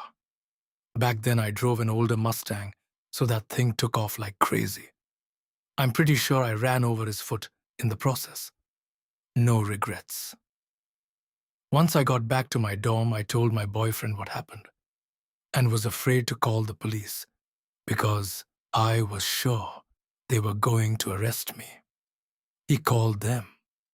They came out to the dorm and took a report.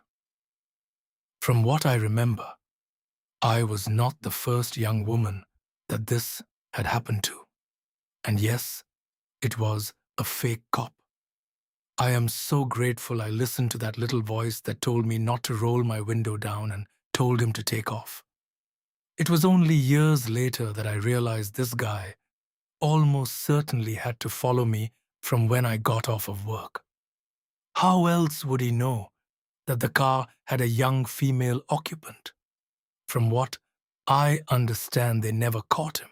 I just hope he walks with a limp and rethinks targeting young women on empty highways. This happened to me when I was around 5 to 8 years old. It started when my mom's mother died. My grandma had a husband, my mom's stepfather, who she married later in life. My mom did not know him well, but thought he was an okay guy. But over time, my grandparents' relationship soured. My grandma complained that they fought all the time. There were not any signs that the relationship was actually abusive, although, in retrospect, maybe it was. Anyway, my grandma died suddenly, and my mom and I went to stay with my step-grandfather for a while, so we could sort through my grandma's stuff. She had hoarding tendencies and helped him with all the stuff you have to take care of after death.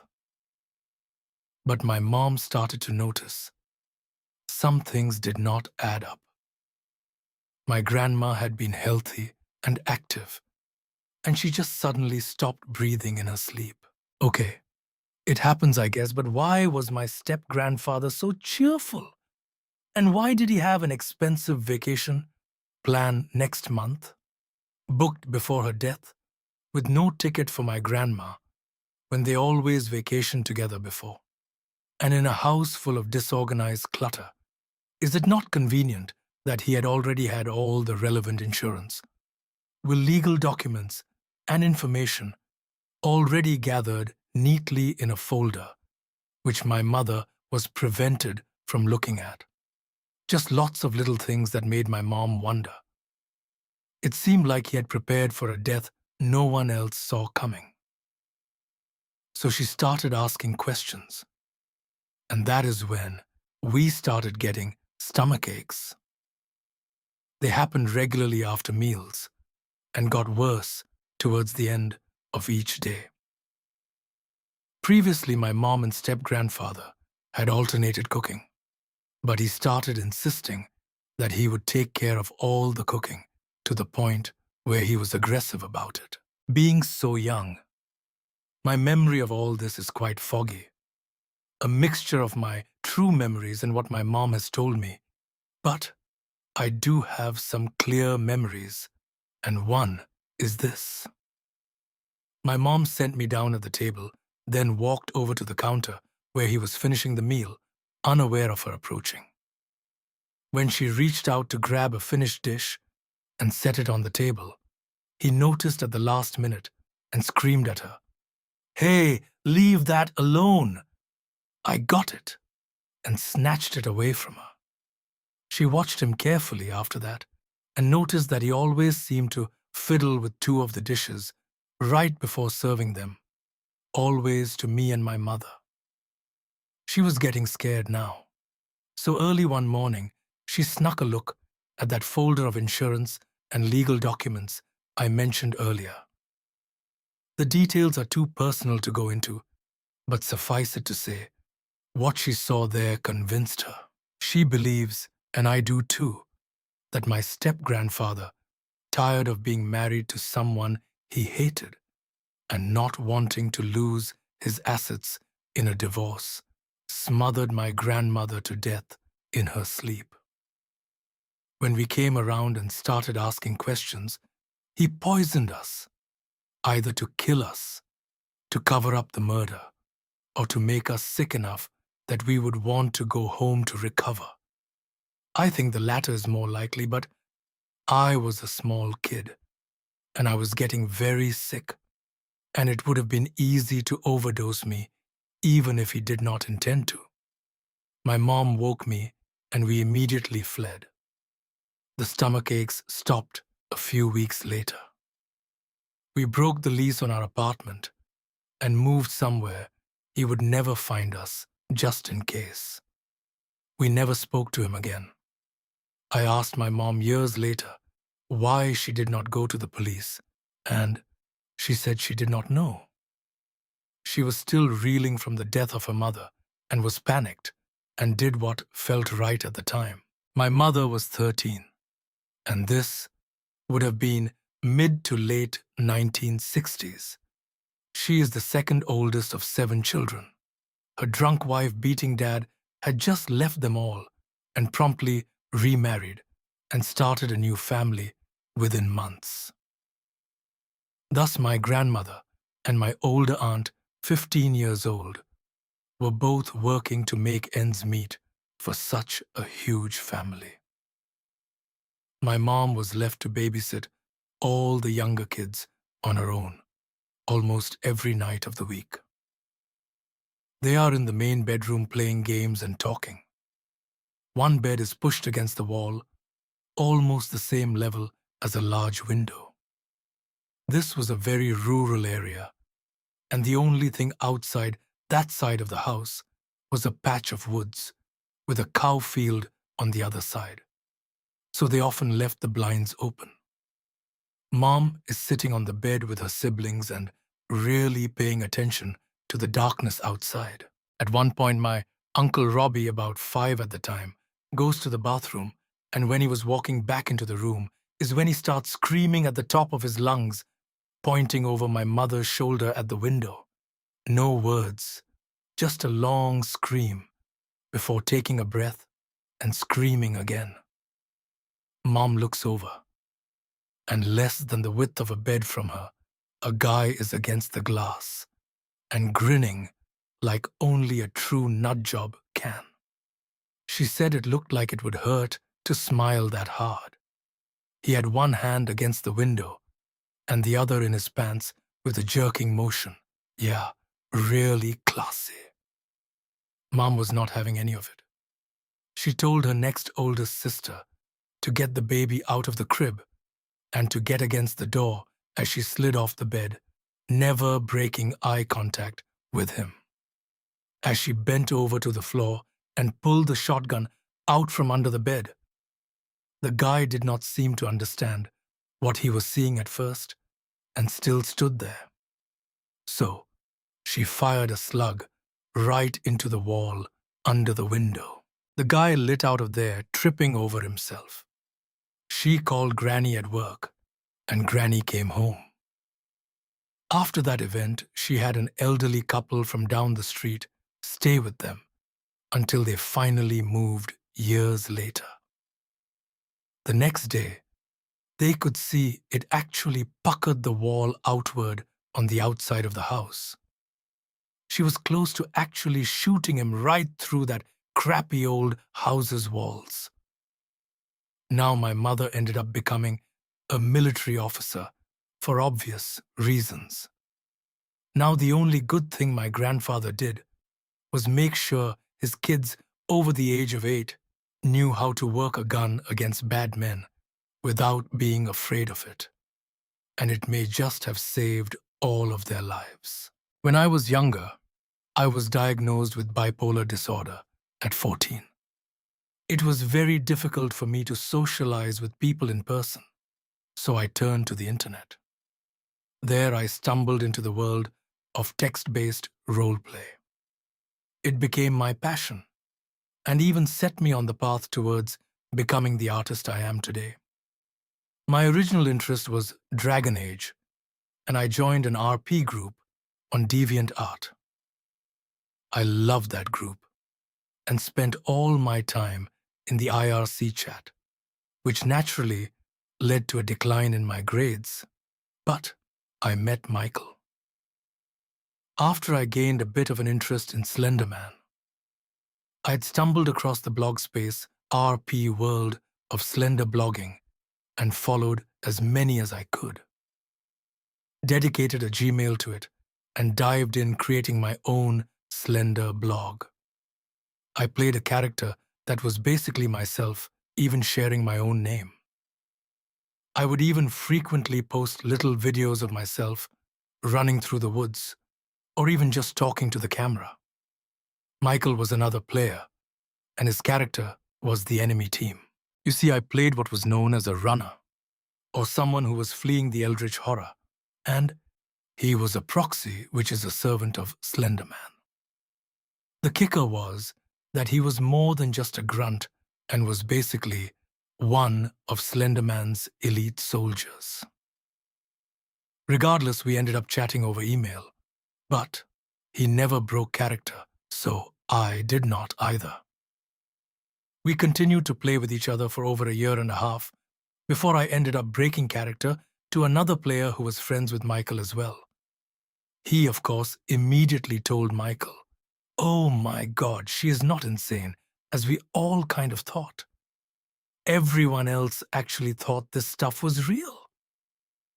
So Michael messaged me excitedly, announcing that I was not insane. We quickly became pretty close personal friends and referred to that moment as the best moment in RP history.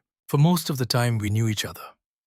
We talked on an almost daily basis, and he always seemed to go out of his way to match my schedule, even though he lived 2 hours behind me. And I was a 15-year-old high school student by this point, so I was getting up at 5:30 every morning to go to school. It was pretty honest with his age, and being mature for my age, it did not bother me that he was 19, almost 20, and I was 15. It was pretty close to the end of the year when we started talking out of character, so summer break came quickly.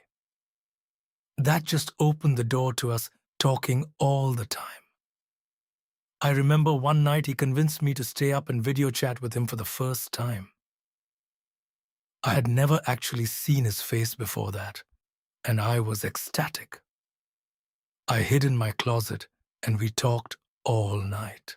My dad busted in at 4 in the morning and confiscated my computer, which I was not allowed to have in my room at night after that point. But I just ended up giving Michael my phone number, and we grew closer. Later, while I was spending some time at a friend's house, I told him that I did not think he was capable of surprising me, and he responded by asking me out. Being a 15-year-old girl, I was ecstatic, but reluctant. My friend did well to ground me and think it through, and he had been nothing if not a gentleman to me. So after a 45-minute walk with my friend, I called him and ecstatically told him yes.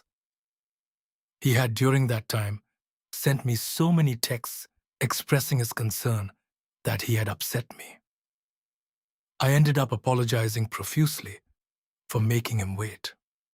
The first few months were amazing.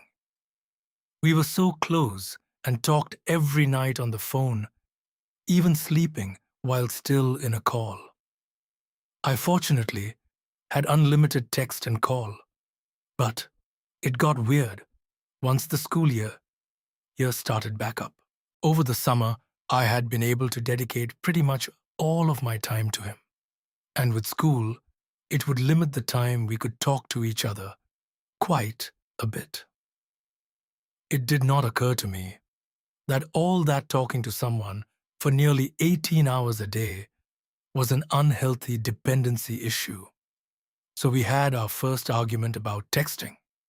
He wanted me to text him whenever I was able to be in call with him, but I was not allowed to text in class. He came to a compromise when I told him that I would text him between classes and call him at lunch.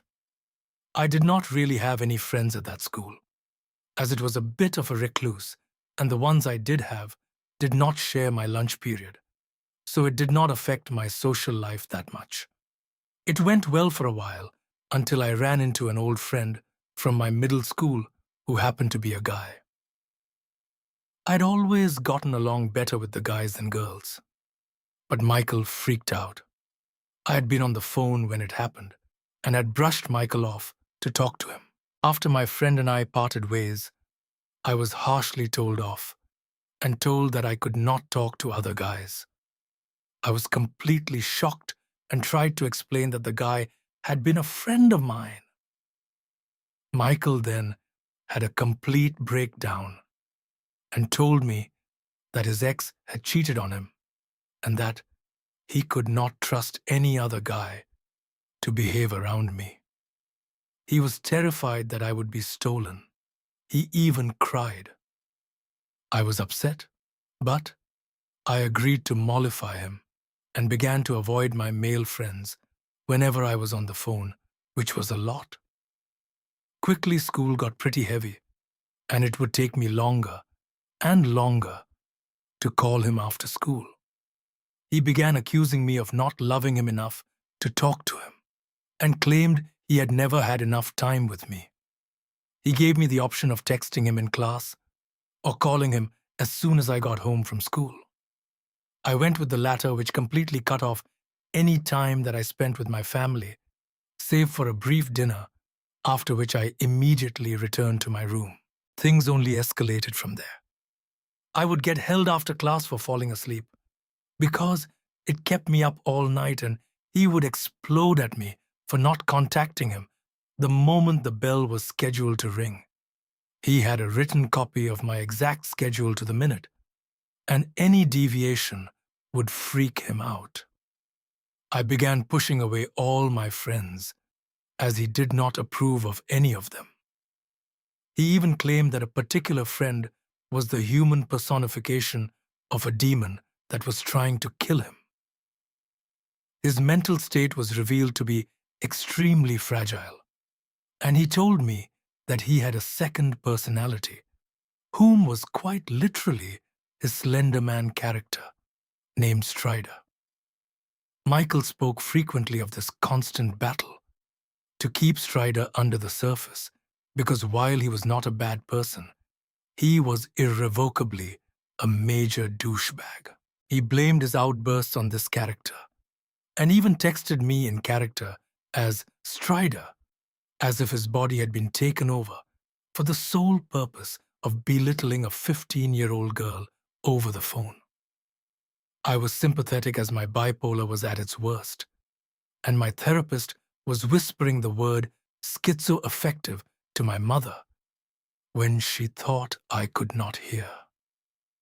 For the next year and a half, he played me like a puppet, distancing me from my family and friends, convincing me the teachers only wanted to turn me into a mindless tool for the government, and persuading and coercing me into performing sexually for him.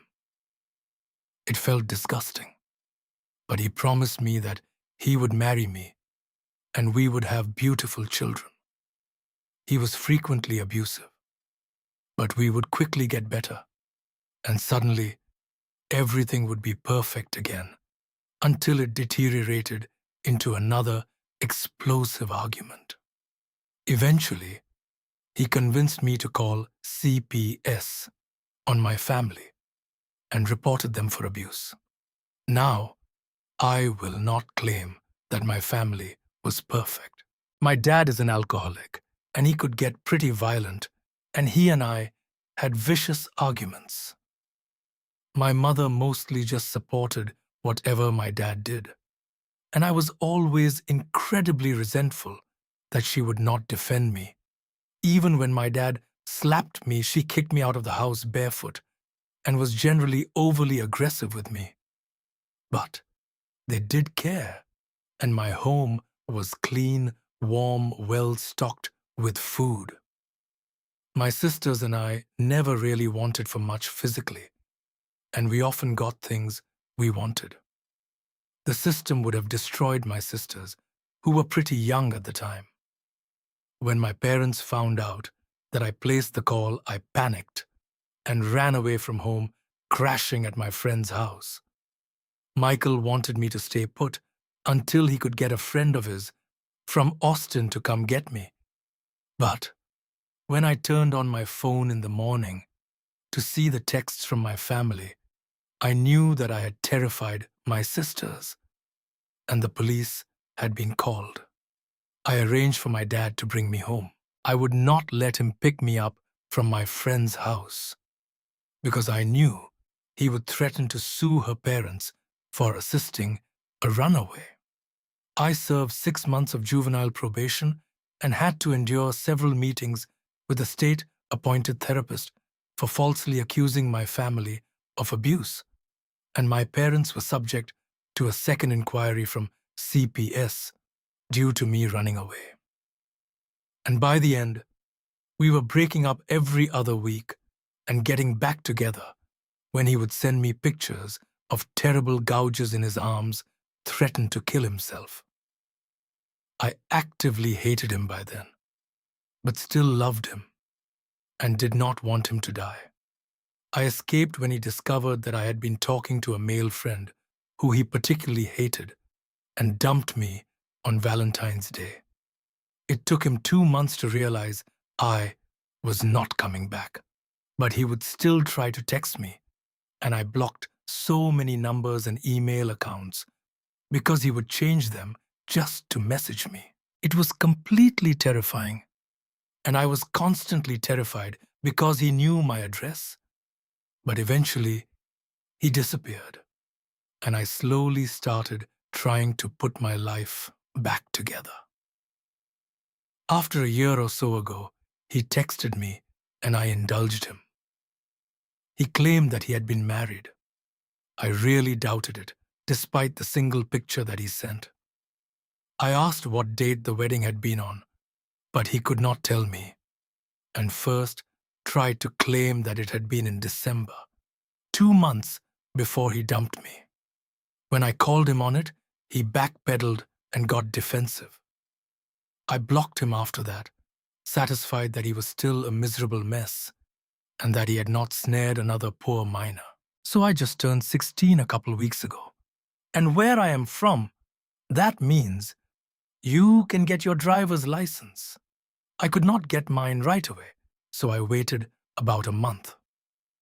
When the time came, my dad and I drove over to our local friendly DMV. When we first got in through the door, I saw one of the employees over the counter that was signing some papers, or whatever an employee does at these places. He had long, frizzy hair, with a beard that looks like he had not shaved in months. For some reason, red flags go off immediately in my head, and I did not want him riding in the car with me when I took this test.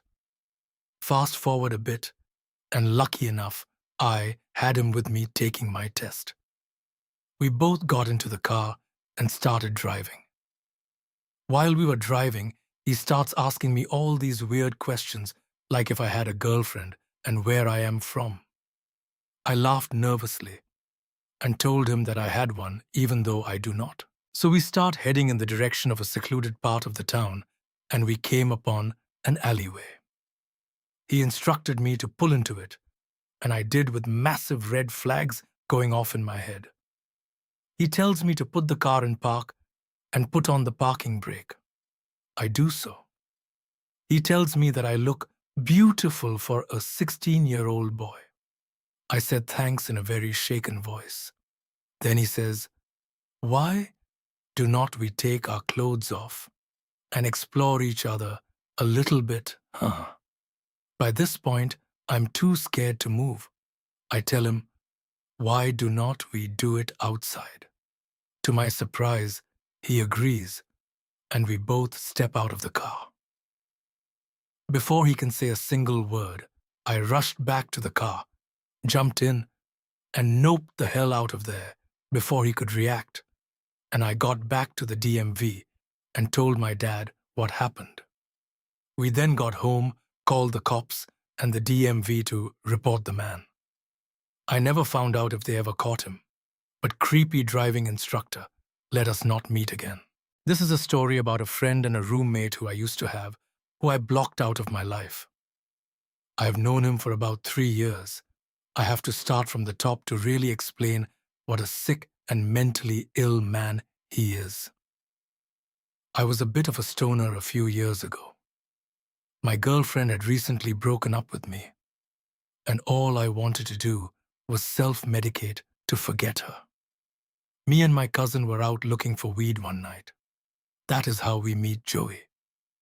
Joey was 4 years older than the both of us, and he, just like a typical kid who wanted to be ghetto or gangster looking. He stood 6'5" and weighed 240 pounds. He was a massive hulk of a man.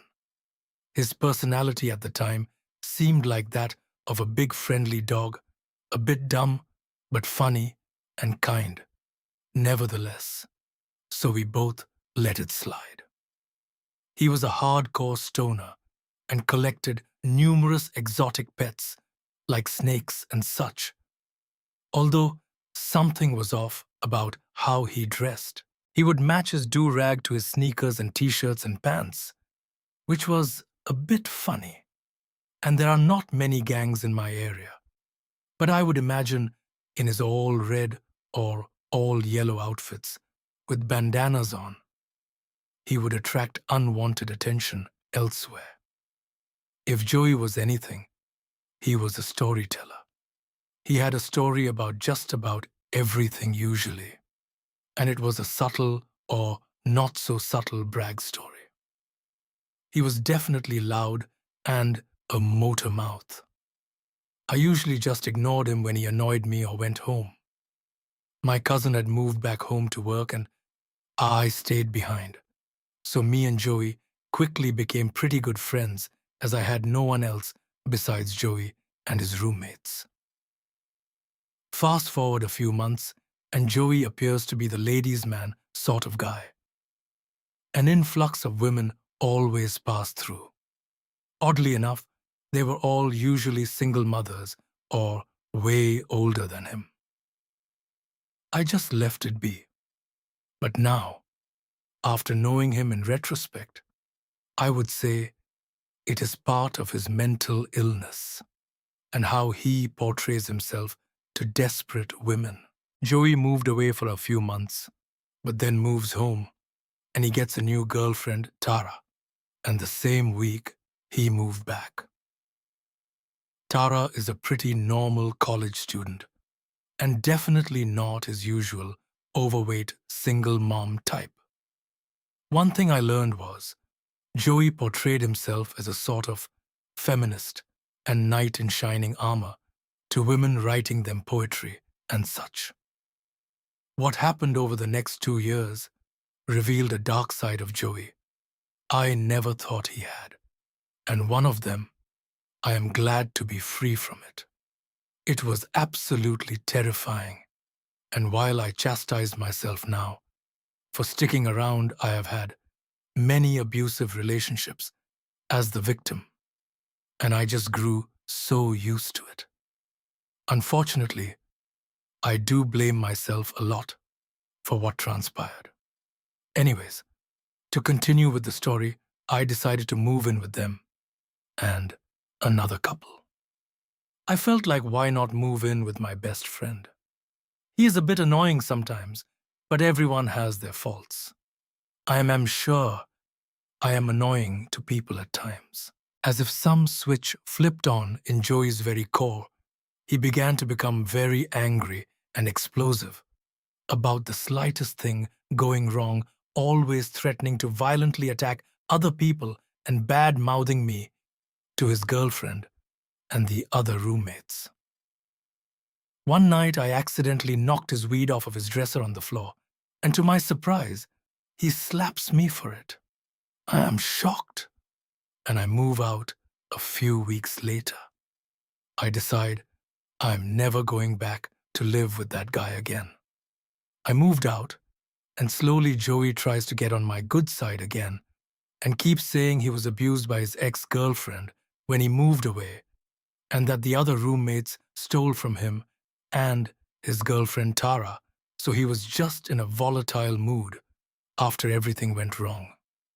Being a naive, forgiving type, I accept his apology, and for the few months we hang out, he is generally okay in small doses. However, a few months later, I had moved out of my apartment, and I was flat broke, so Joey offers again to give me a place to stay until I get back on my feet. I accept having nowhere else to go, and they move all my things for me. It is only a few weeks later, and Joey is worse than he had ever been. He beats his girlfriend's dog brutally. The police are called, but since the dog is the typical dumb, loving lug type, he runs to Joey, all happy and playful. The police do not believe it, so they leave. Joey begins to hoard cats, like almost a dozen cats.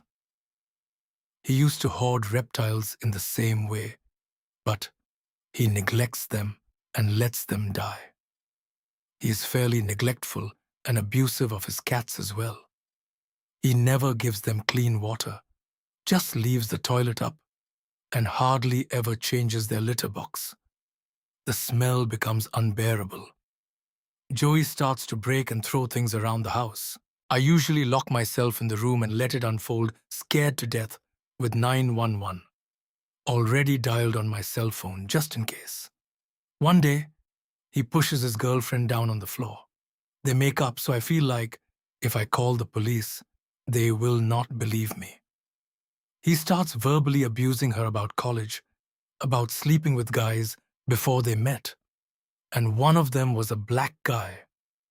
And Joey becomes openly racist and calls black people he sees on the streets monkeys and acts rude to them. I'm surprised he never got beaten up for it, and they break up a few weeks later, and I plan on getting the hell out of there as well, but secretly, as I do not want to deal with his stuff. He explodes one night, and I finally have the balls to say, "If you lay one finger on me or your girlfriend, I am calling the police. Leave us the hell alone," and goes back to trying to be a sentimental romantic type guy to win her back. But she does not want any of it. He eventually explodes and calls her a dirty, What? He dates a few different girls, but they find out he is just using them for money or marijuana. He puts a lot of weird and desperate statuses on Facebook and writes his poems again. His poems are all pretty much, "I loved you, then you left, and I wanted to die" type poem. I find a new place, and the weeks before I move, that is when I learned something more disturbing about Joey than him just being an abusive guy. One night, Joey is not anywhere to be found. Good, I think. I get a phone call a few days later at 6 in the morning. Apparently, Joey had exposed himself to a 15-year-old girl, even though he was nearing 30. He sent her pictures of his erect penis. Her parents had called the police on him. I pretend to care, then hang up and report it to the police as well. A day later or so, he comes back home and starts moving out. He tells me this is not the first time this had happened, and he likes to take out the young girls to get ice cream and such. Sometimes he would point out little girls and say they were attractive, and I thought all this time he just had a sick sense of humor. I block him on social media and his phone number and tell him I am moving to a fake street address so he does not bother me. It has been a month or so, and I have not heard from him. I'm hoping the police charged him with luring. I grew up in a dry county in a southern state. That just means you cannot purchase alcohol in the county, but you can consume it in the county if you bought it outside of the county and you are of legal age. Makes sense, no? Of course not. Why would it anyway? That does not really matter specifically to this story, but it adds something to the setting, I guess. The plot of this story is much more twisted than that silly county law. See, when I was about 10, there was a girl in my class named Janice. I think we were in 4th grade. She was so pretty and always nice to me. Her and her family eventually moved in across the street from my house, and she had to walk home from school every day like I did. And our houses were about 2 miles from school, so since I walked that way as well, I would walk with her. She was such a nice, smiley person. She laughed at all my silly ADHD-caused jokes and comments. It really made me smile knowing that I could make her laugh. Pretty soon, though, the school put a bus route near our house, so we just got the bus all the time. I missed our walks, but eventually, she invited me over to meet her mom and her 2 brothers, Jason, who was 12, and Johnny, who was 14. At the start, they seemed very nice. I could tell they were rough and kind of poor, but so was I, so that did not really matter to me. But pretty soon, I got to know the real Jason and the real Johnny. I started seeing them a lot more than I saw Janice, and since they were always nice to my mom, she thought they were lovely and did not mind me hanging out with them all the time. But first, I started noticing that something was up with Jason. He would get extremely angry at me when I would win on the Sega or football or Nintendo or any kind of sports we did, and he would start screaming. He would get really aggressive and just bully me. Jason was 2 years older than me, but I was bigger. But at 10 years of age, a 12-year-old looks huge. I was so scared of him. Jason and Johnny's father was not around the house. It was just the mother, who stayed inside most of the time. And it seemed like Jason's attitude was just worse and worse. Now Johnny, the 14-year-old, was very sexual. He loved to talk about sex, pubic hair, sex, etc. And for a while, I just thought this was his character. And he was all talk until he started dropping comments about sneaking into the sister's room at night to try and have sex with her. I did not know how to respond to this. I did not even realize what it meant, but I knew damn well that it was not good. I was just honestly too scared to say anything. One time, 14-year-old Johnny was secretly dating a second-grade girl from next door. I remember him trying to talk Janice into getting the little girl to try and have sex with him. He said, "Just tell her how good it feels when I do it to you." Janice looked terrified and kept saying, "No, I do not want to, I do not want to." At that point, alarm bells were ringing in my fragile mind, and I told him that what he was doing was wrong. He was not too happy about that, and at the time, I did not realize it, but Jason knew exactly what Johnny was doing. As a matter of fact, Jason was in on it, and so was their 16-year-old Uncle Bobby.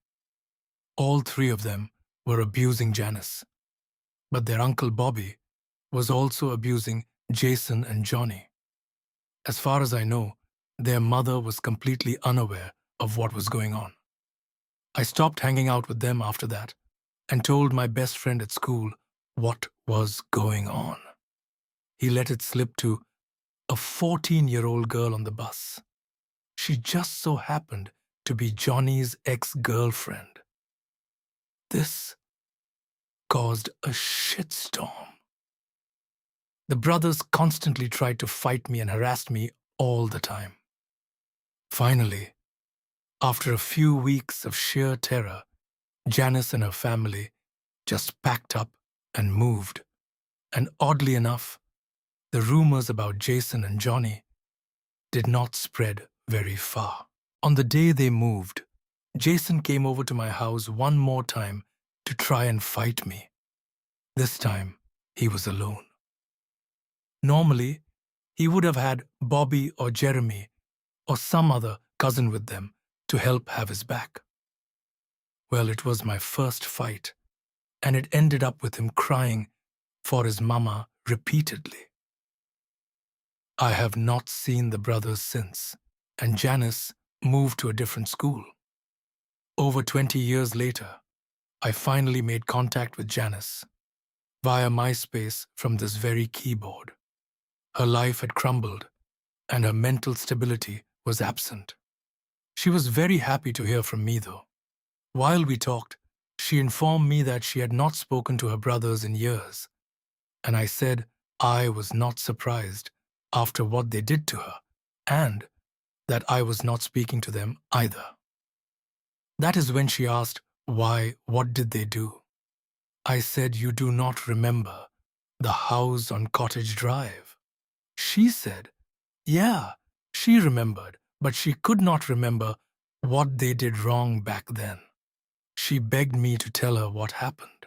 She said most of the memories from her childhood had gone blank and disappeared. Maybe it was the wrong thing to do, but I declined to inform her of her past, and I never did. I honestly did not know what to say. If there is any advice out there for this topic, please help. I recently drove from Philadelphia, Pennsylvania to Buffalo, New York with my cat.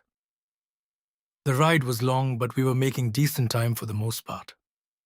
She and I had gotten up toward right before you got into New York. It was around 5:30 in the evening, but that also meant it was around pitch black. We had only stopped once to get something at McDonald's, and I drank their iced tea quickly to try to stay awake. I definitely had to pee. I did not want to leave my cat in the car, so I put her leash on and we walked into the gas station. I said, "Do you mind if we use the restroom here?" The man behind the counter said, "Sure," and she and I entered into the bathroom. She sat on the counter while I did my thing, and the store was empty. There were some dudes around browsing for honey buns, tasty cakes, and cheaper cigarettes than those in New York. And there was a woman talking to the clerk up front. She was probably a regular or something based on the seeming familiarity with each other. My cat jumped about a foot when we heard the doorknob rattling, and I said, "Sorry, it is occupied right now." My cat is a trained animal. She's trained to handle people, stimulating situations, crowds, and relatively loud noise. She hates cars, though.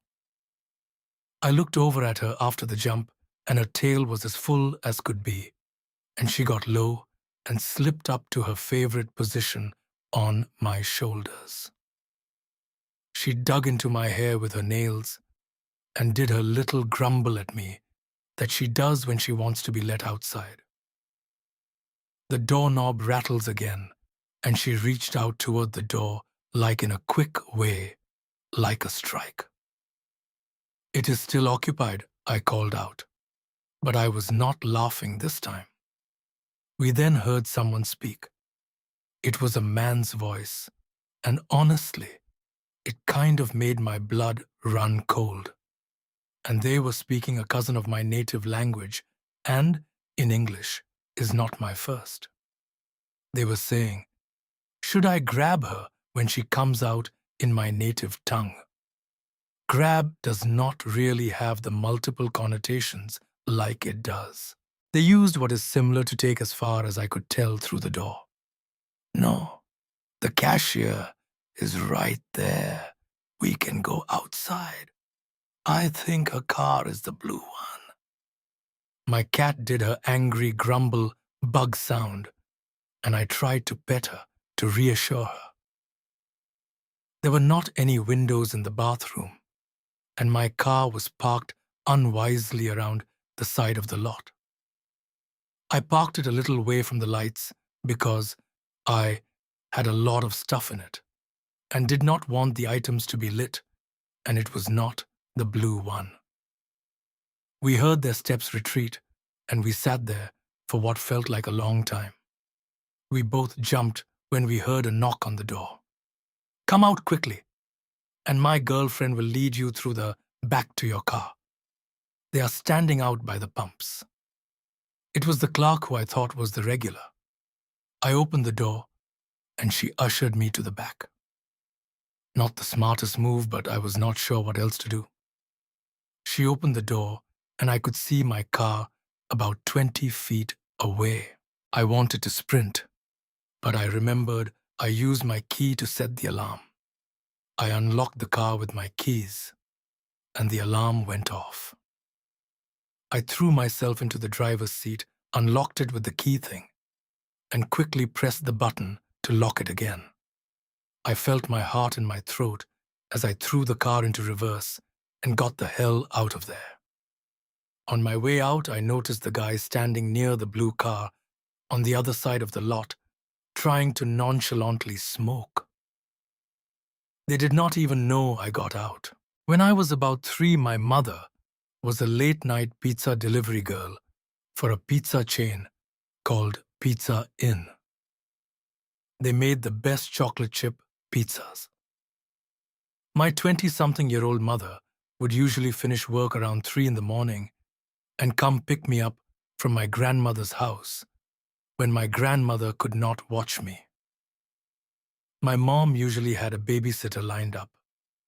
I even remember spending the night in the back of the pizza place a couple times while my mom worked. My mom was working a late-night double at Pizza Inn one Saturday and needed to drop me off at the babysitter's house around 7 in the evening, just before her shift. Laura, the babysitter, told my mother that she would meet her on the road between Laura's house and our town. Laura explained that she had to be somewhere and just would not be home at the time, but she said I could jump into her car at the bus stop and tag along with her. When my mother spotted Laura's car and pulled over to let me go to Laura, I started screaming and crying. I had never done this before and was very fond of other people. My mother said I was shaking teeth, chattering and all, when Laura touched me. I visibly shuddered and kept crying louder for my mother. I had stayed with Laura a time or two before that night, and some other babysitters too, But my mom swears that I had never lost it like this before or since that night. At work, my mom just could not shake the feeling that something was terribly wrong. She did not like my reaction to Laura at all. It bothered her so much that she could not take it and left work early to come and get me. Now, there were no cell phones to call ahead, as this was roughly around 1987. But she sped as fast as she could out to Laura's house down a local country road. When she arrived and knocked on the door, Laura answered, totally shocked to see my mother. My mom said she had finished work early and was just here to pick up her son. That is when Laura's face changed, and she said, "Well, you are not getting him," and tried to close the door. My mother. But Laura was small, and my mother was a huge woman. "If you do not let me have my son, I will kick your ass." You know what? My mother roared at Laura, shoving the door down on top of her, just before grabbing me up and noping the hell away from that crazy-ass house. The intuition of a troubled mother speaks volumes. I have broken memories tied to that house.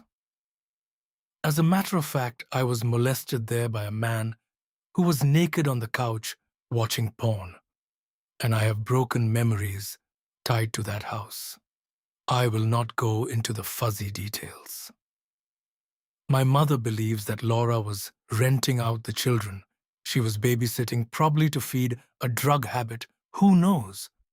Because within 9 months, Laura had died of a heroin overdose, and there was a thread on the main page asking cops if they have ever experienced anything creepy or odd at a crime scene. I posted the following story, and some people said I should submit it over here.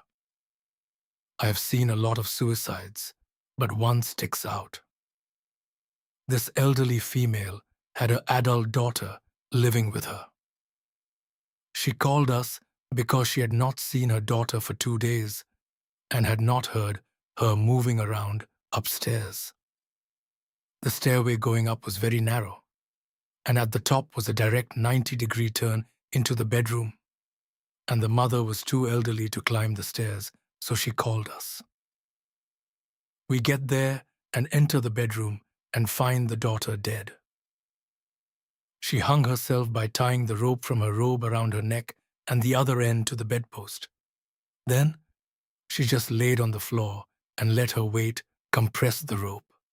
It seemed odd, because she could have easily just sat up or lifted herself up to keep from being strangled. Almost you would have thought her body would have done it on its own as a defense mechanism. Anyway, we untie her and check vitals, but she is gone. We need to check the body for signs of trauma, so we do that. As we are turning her over, the air escapes from her lungs and she goes. And I feel the air blow over my arm, and it grossed me out big time. Anyway, we could not get her out of the room because the stairway was too narrow. Ambulance arrives, and we strap her to a backboard and lower her out the window and down the ladder of the fire truck. I felt terrible for the mother because she was in hysterics, and her daughter being tossed out the upstairs window with the whole neighborhood watching. I never found out any details about her body afterwards, so I do not know if she took pills and then laid down and passed out, etc. But that method of suicide struck me as very odd. Next, got an alarm call to a home where someone had committed suicide the year before. The house was still owned by the family, but it sat unused. No one lived there. Another officer and I cleared the house and advised dispatch that everything is kosher. No forced entry anywhere, but the back door was unlocked. We contacted the owner and he told us he leaves it unlocked, whatever. Anyway, we are in the house just looking around. We are remarking how it is a shame that the house just sits there unused. The other officer goes to take a leak, and I am standing there in the living room when I hear footsteps upstairs. Now, we check the entire upstairs, each room, every closet, bathroom, etc. My partner yells from the bathroom, "Are those footsteps?" He comes out zipping up, and we rush upstairs. Nothing. Doors to the rooms are open. We check each room again, each closet, everywhere. The upstairs is flat out empty. There was not even furniture left in the house. He is in one room, and I am in another when I feel this coldness enter the room. It was just a cold that felt like it encompassed my entire body. Then it was as if someone in front of me shoved me with both hands. It was a very distinct feeling of two hands shoving me backwards by pushing my chest. I am a cop. Normally someone shoves you, and it is game on. But this time, there was no one there, just an empty room. I must have sat there with a stupid look on my face for maybe a second or two. Then, I left the room completely creeped out. I met my buddy in the hallway, and he tells me I look weird. I tell him what happened, and he says, "Yeah, this place is creepy. Let us bounce." It was daytime, and the house was fully lit, as there were no curtains or shades on any of the windows. Later, I told my supervisor about it, and he said he went to an alarm call there as well. And as soon as he went inside, he got that creepy feeling where it feels like you are being watched. When I was about 14, I started going to a non-denominational Christian church in Northeast Arkansas. I am not religious anymore, but I remember liking the church because it was open to homosexuals. My uncle is a gay preacher in Arizona, so this was important to me for my family's sake. The pastor of the church, Ron, was great and very animated when preaching, but not in that southern cult kind of way. Ron and his wife had a lot of children. While they were not fire and brimstone kind of Christians, they did take their faith quite seriously. All of their kids were named after prophets and important people in the Bible. I think at the time they had about 3 boys and 3 younger girls, and maybe one on the way.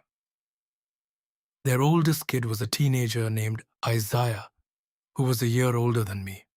He was just the coolest guy, and by far the most popular in our youth group. He was funny, good looking, and pretty much good at everything he attempted, from athletic games to art. I really liked Isaiah because he was the guy who always said the right thing at the right time. I always wanted to be like that. One Wednesday night after our youth group meeting, Pastor Ron and his wife invited us all back to their house for snacks and a chat. It was quite common for our youth group to meet up after church. Sometimes we would all go to a fast food restaurant, and other times someone's house or apartment. We were a teen youth group, and getting to meet up after services was always great. But getting to meet up at the pastor's house was a real treat to us. Isaiah's father, Pastor Ron, is where Isaiah got all his charm. The two of them were basically just aged to fine copies of each other. So after arriving at Pastor Ron's house, we were all just enjoying our cool aid. Not that kind of cool. Aid, real, safe, delicious Kool-Aid, not the permanent sleep aid kind of Kool-Aid. Not the Kool-Aid stuff. That is not where this is going anyway. I was sitting in a big leather chair thinking about the message the youth pastor Jerry was talking about earlier. The lesson was on demons and angels. I had not really made up my mind if I thought that kind of stuff was real or not, so I decided to ask Pastor Ron for his take on the subject. When I did, his face drained of all color. Not Kool-Aid, just color. His face completely dropped, and his eyes went all white and watery. I looked at Isaiah. His face looked exactly the same as his father's, sunken by the light of the antique lamp in the room, casting shadows on everything. Pastor Ron told us a story that still raises the hairs on my body to this day. He told us about when Isaiah was younger, maybe 10. Isaiah had his own room back then, before the sisters were born, and his room was on the ground floor. In his room, there was a big, massive window facing into the backyard of the house. The curtains on the window were rarely closed, as they had quite a secure structure around their backyard, and no one could even see into it if they tried. One night while Isaiah was sleeping, he woke up with an awful feeling in his stomach, a feeling like something was coming for him or waiting for him, something evil. His wide eyes immediately begin to fill up with tears. As they begin to adjust, he could see out the massive window at the foot of his bed, facing into the backyard. What he saw took his breath away and caused him to seize up in a silent coma of fear. There in the moonlight was an enormous dark creature pacing back and forth in a fit of rage, only 10 feet from the child's window. Pastor Ron said it walked upright and stood about 10 feet tall and was snorting like a bull, but the sound was a little more guttural. It would stop every once in a while, bend down so we could see it, riding through the window, tilting its head to one side, stared at Isaiah silently, and then screamed bloody murder for a few seconds. After that, it would stand back up and go back to its angry pacing again, and it did not seem to be tiring. As a matter of fact, whatever this was seemed to be getting itself more and more wound up. Its eyes were unreal and human and unearthly. They lit up dark red through the mask of night and burned right through Isaiah. Isaiah said it was lurking in the shadows, so he could not tell if it had skin or fur. But he said it was so tall that it was hitting some of the lower branches on the trees near its head in the backyard. Isaiah finally got the nerve up to try and scream for his father, but all that came out was a roar of fear that woke up the whole house.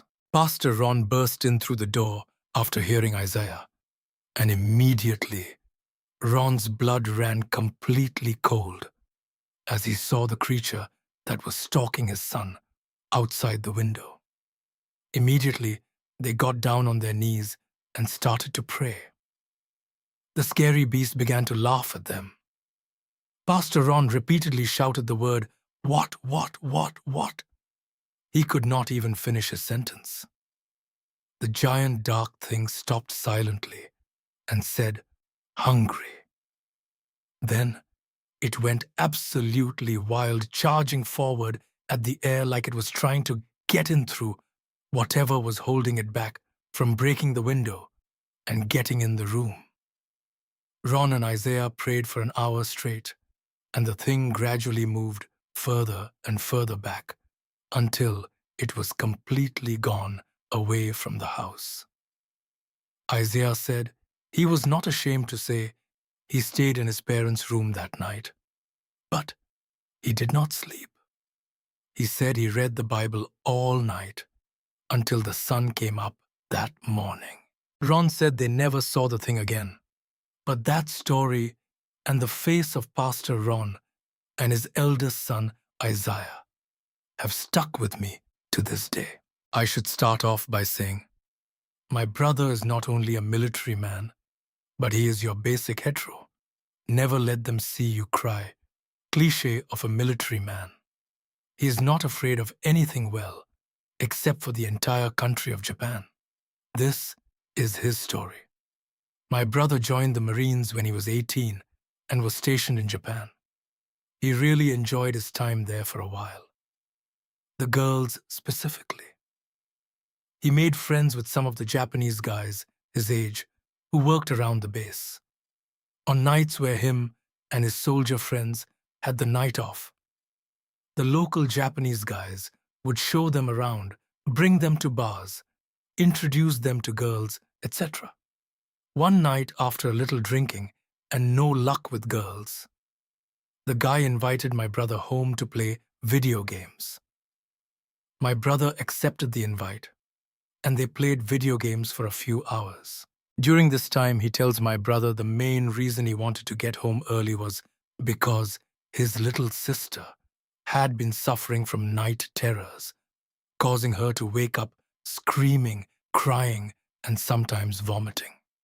He was worried about her and wanted to be home in case she had an episode.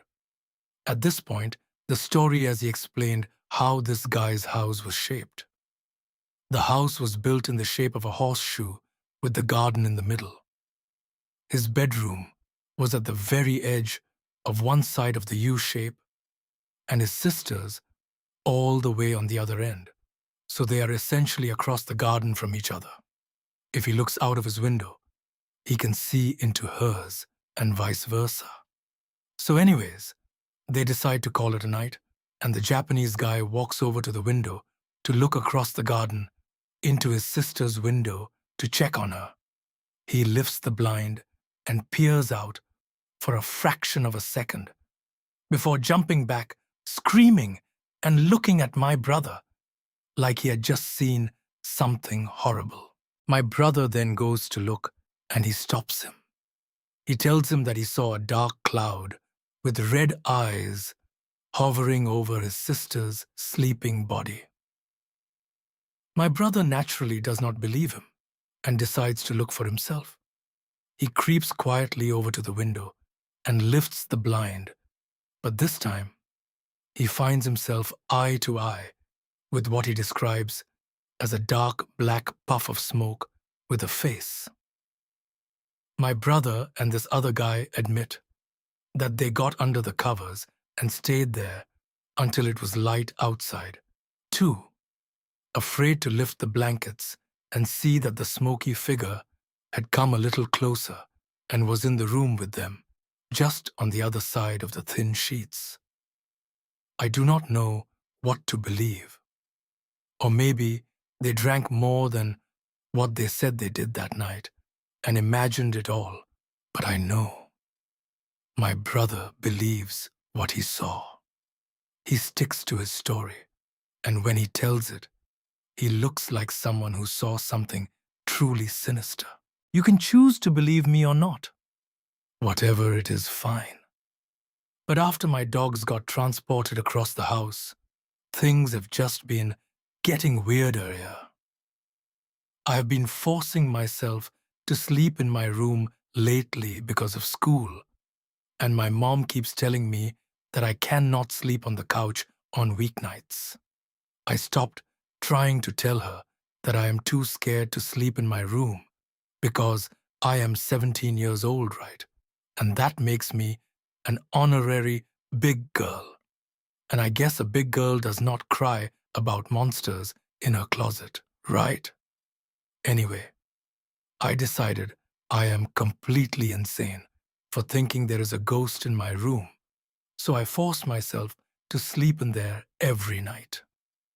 About 3 weeks ago, I woke up for the first time around 4 in the morning, talking to my closet, sitting almost completely up, staring into the dark space. I have no idea what I said, but it freaked me out. For the next 2 weeks, I woke up either talking to the closet or sitting upright, staring directly in it. And I bought a Ouija board with my sister because she had suggested it. The first time we tried it was in my room. She asked about my late night talks. The spirit that we were talking to was called ES, and it said that I had been talking to it every night and asking it to leave me alone. I felt as though this confirmed that there was something in my room that made my sleeping unbearable. I have also noticed bruising on the leg that is closest to the closet, my left leg, because I always sleep on my stomach and my closet is on the right side of my bed. And things have gone missing. Lights stopped working for no reason. I did not think much of it until I had to sleep in complete darkness. I become drained of energy every time I enter my room. I heard that entities can do that, like drain power out of things and stuff. It is extremely cold at night, no matter what I do to warm myself up. All I am waiting for now is some kind of growling or full-on attack. Honestly, one time I was home alone, knocking coming from my room. I froze to see if it was just the house settling, but it did not stop. It sounded like someone was knocking on my wall with no real rhythm. Well, this freaked me out, so I logged it down the stairs. But the knocking followed me. I was terrified. I stood shaking in my kitchen, waiting for the end. But then the knocking started coming from inside the cabinets.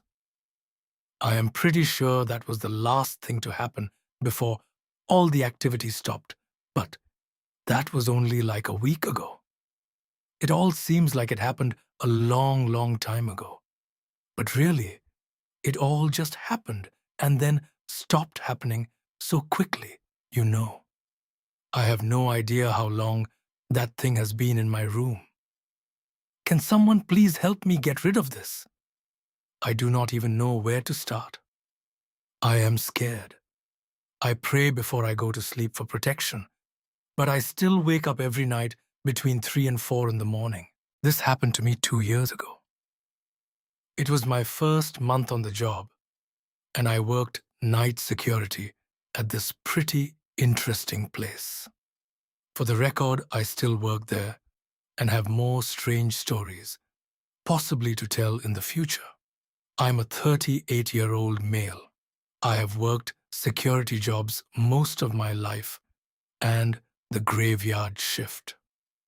I was an event security guard for various well-known concert venues for years. So I have seen my fair share of strange things and crazy people. In other words, I do not scare easily and hardly ever go into a panic mode when a crisis comes up. The place I currently work is a resort-style apartment complex. To get the layout, there are 3 floors of apartments with 50 units on each floor. This place takes up 1 city block with a golf course and back indoor swimming pools, hot tubs, and a small movie theater. You name it. This place has it. Most of the residents are retired doctors, lawyers, and otherwise wealthy individuals. There are some younger people that live there as well. Stockbrokers and real estate agents, and so on. Some just use their apartment in the summer and leave as soon as the snow falls. It is located in a well-known tourist town in the United States. The building itself has 12 exits on the first floor. The doors are locked at 11 in the evening. You can exit, but you cannot get back in unless you go to the front of the building and ask to be buzzed in or pick up the call box phone next to whatever exit you are at. It will ring the company's cell phone and I answer and can come let you in. The front lobby is set up much like a hotel with sliding glass doors which I lock when I start my shift. In the middle of the building on the first floor, two big slider doors, which I also lock. They lead to the private parking lot. The parking lot itself is gated, and you need a code to get in. This was midsummer, and while it is never really hot here tonight, was an exception. It was still very warm after the sun had set. I came in 10 minutes to 11 to start my shift. We have a routine to hand off the keys, event log, and phone to the next person on duty. Despite its size, I am the only security person here at night. My coworker who was leaving told me the side iron gates that led to the parking lot are open on one side because they are stuck. This is nothing new, and they often do get jammed. She told me the repair people would be in tomorrow sometime to fix them, but to just do some extra patrol out there tonight. This place sits across the road from a public park, and while the area is pretty decent, the park tends to breed druggies and homeless people at night, who sometimes like to try and wander on the property or cause trouble. My night started out as uneventful as it is good as a security guard in this place. We only have pepper spray, a large flashlight, keys, and a company's cell phone to call 911 if need be. We are told not to confront anyone with bodily harm, nor can we detain anyone. We are simply eyes and ears, and to call the police if something comes up. Of course, you can defend yourself if you need to, but in all cases, if you are in danger, call the police, and that is the company policy. Basically, I am to walk the grounds and floors and look for anyone suspicious, watch the cameras in the security office, which is the lobby, and otherwise try to stay alert. If a resident calls for a maintenance request, I would take the information down in the computer for day shift. Or if a resident called with a security issue, I would attend to it. Pretty easy job, I thought. I locked the doors to the parking lot and the lobby doors, headed a sweep of all the floors, and then found myself back at the desk. It was really quiet, and it just rolled around 3 in the morning. I had just sat down to eat my lunch when the company's cell phone rang. The caller ID let me know it was from one of our outside call box phones. I picked it up and said, "Thanks for calling. This is Security Officer James. How can I help you?" All I heard was some heavy breathing. I glanced at the cameras and could see the shadow of a figure standing just out of reach from the door camera view. All I could see is the open call box and the metal cord from the phone. I again asked, "How can I help you?" The man started to breathe heavier and laugh, then silence. It was one of those laughs you hear in a movie when the lunatic is about to do something terrible. I got up from my chair and started to walk out of the office into the door he was at when it rang again. This time from call box number 2, which was further down. I quickly looked at the camera and seen this large figure in a hooded jacket. I knew this was strange, as it was very warm outside. He was holding a black bag in his hands, but had his back to the camera. "I am coming for you, and you are going to die," this voice said, in a raspy, deep tone. He hung up before I had the chance to say anything. Then the phone rang again. This time I picked up, and before he could speak, I let him know the cops are on their way and to leave the property now, as he is on camera. He tried the doors and both were locked. This time he was at yet another call box. This guy had to be running at top speed to make it to the next call box, as there are a good distance between doors on the outside. "I can see you up here. You ready to die?" "The cops will not make it here in time," the guy said. I spoke loud and pretended like I was talking to another security officer and asked him to send 3 other security guards to such and such location, and that police are dispatched. The guy slammed the phone down loud against the call box receiver, and I watched him on camera take off into the darkness to the park area. I figured it scared him off. I was going to call the police, but honestly, the location of this place, it would take them at least 15 minutes to get here. And I figured this guy was just some tweaker from the park. I scanned the cameras and walked to the back lot just to be sure no one was there. I had my pepper spray in hands just in case, but no one was out there. I returned to my desk and wrote what happened in the incident log. About half an hour later, I finished lunch and was just about to do rounds when the phone rang again. This time it was from an unknown number.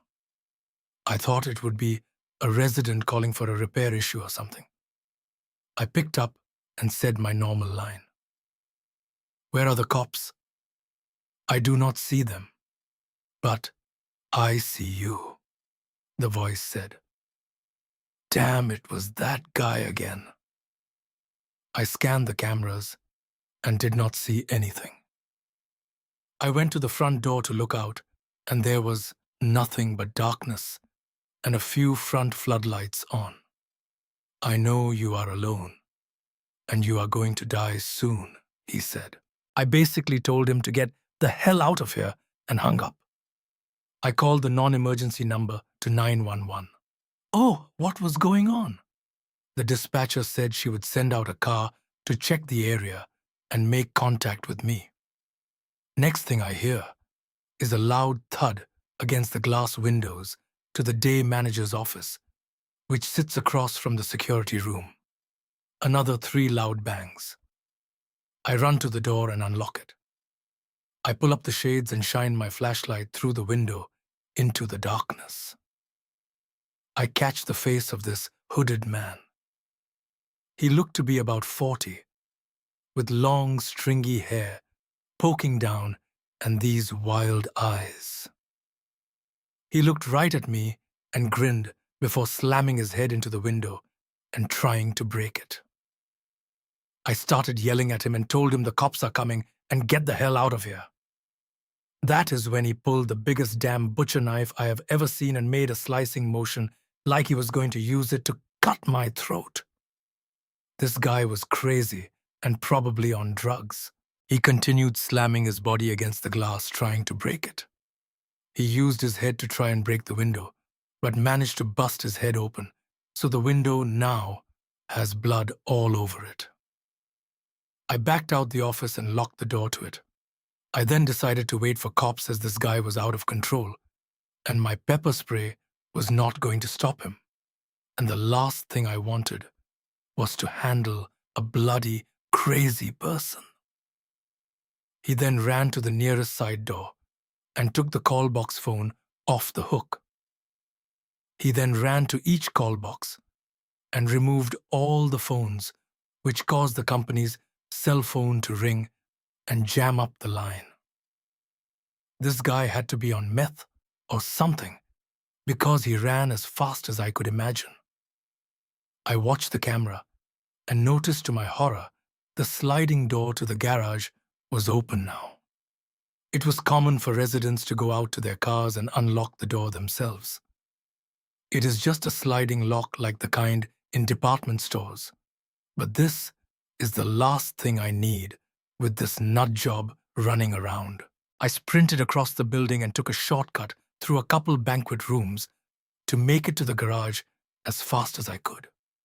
As I was doing so, I saw that crazy guy running up the garage pathway.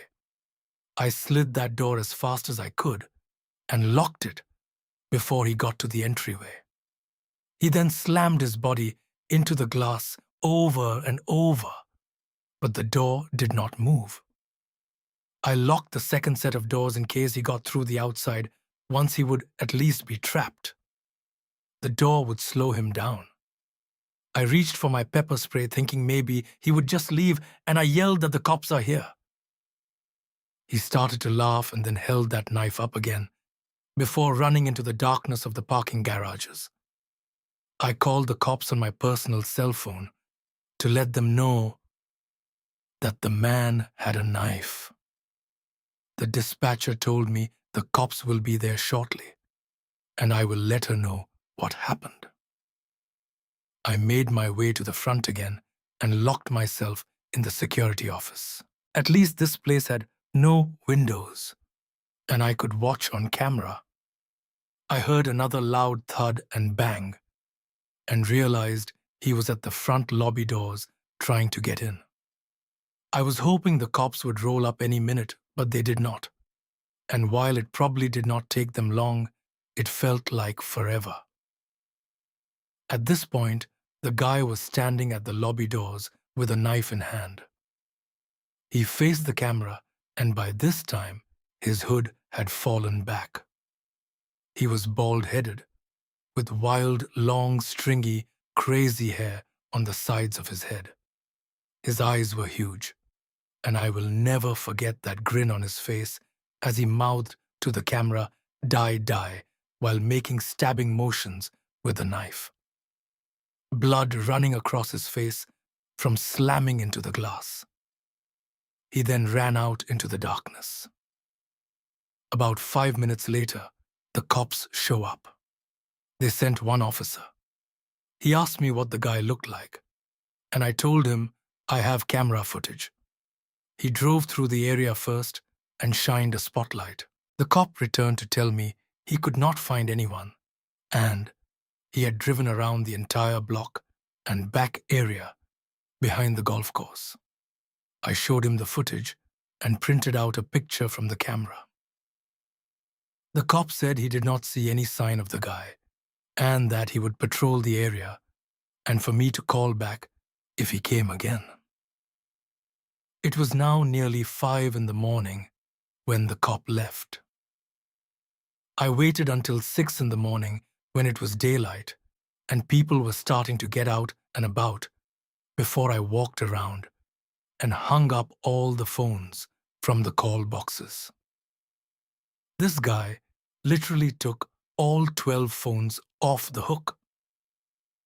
When my manager came in during the morning shift at 8 in the morning, I told her what happened, and she said they would keep an eye out and have a meeting to let everyone know who worked here to be aware.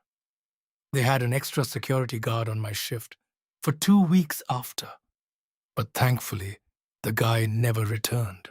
For context, I am a female and was 14 at the time of this event. It was December, and my parents were driving me and my brother down to my aunt's to drop off Christmas presents. When we arrived, my parents decided to stay and chat for a bit. And naturally, I got bored, so I offered to take their dog Dan for a walk. He is a golden retriever, so a pretty laid-back dog and not very intimidating at all. They agreed but warned me to stay on the main street and not to go down any poorly lit road, since my aunt lives in quite a rough area of England. I mumbled something and walked out the door thinking I was able to protect myself. Me and Dan walked for about 5 minutes or so before I got bored and was curious to check out a smaller street on my left. This road seemed slightly eerie, and the houses were a lot more beat up than the ones on the main street. I ignored this and continued and walked to the end of the road. As I turned the corner, I noticed a figure dressed head to toe in black and holding what seemed to be a crowbar. I think he was attempting to break into a car, but I could not quite tell, as the only light was a dim flickering orange coming from the street lamps. I stood there and stared at him blankly, and in shock before coming to my senses and swiftly making my escape. He had not noticed me, and I was planning to walk back to my aunt's house to call the police. But I realized that I wanted to be sure that he was actually breaking into the car before causing any commotion. I turned left at the main street and walked down an alley which led back to the same road.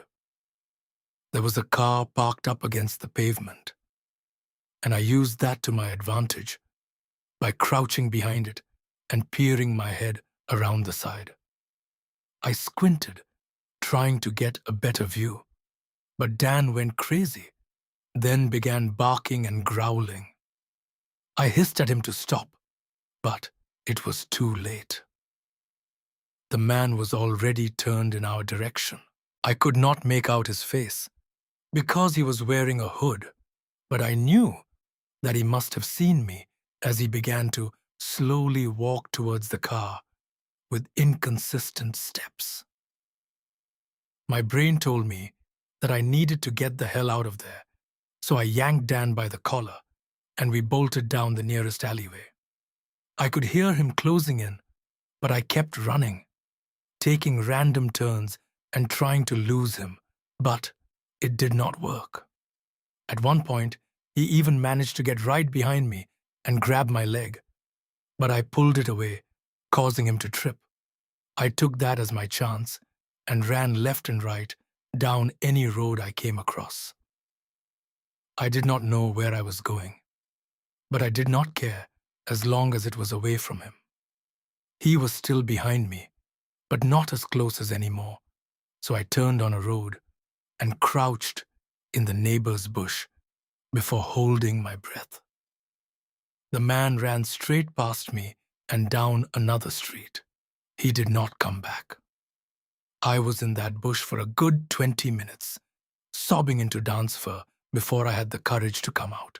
I managed to find my way back, and we called the police. But I do not think the man was found, since I could not make out his features. To this day, I still hate to think what would have happened if that man with that crowbar had caught me. I am a Brazilian military brat, so I have lived in quite a few places.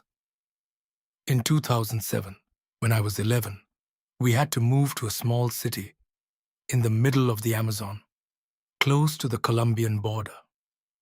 The city was very isolated, and we lived in an even more isolated military village, and there were 3 villages: the private's village, the sergeant's village, and the officer's village.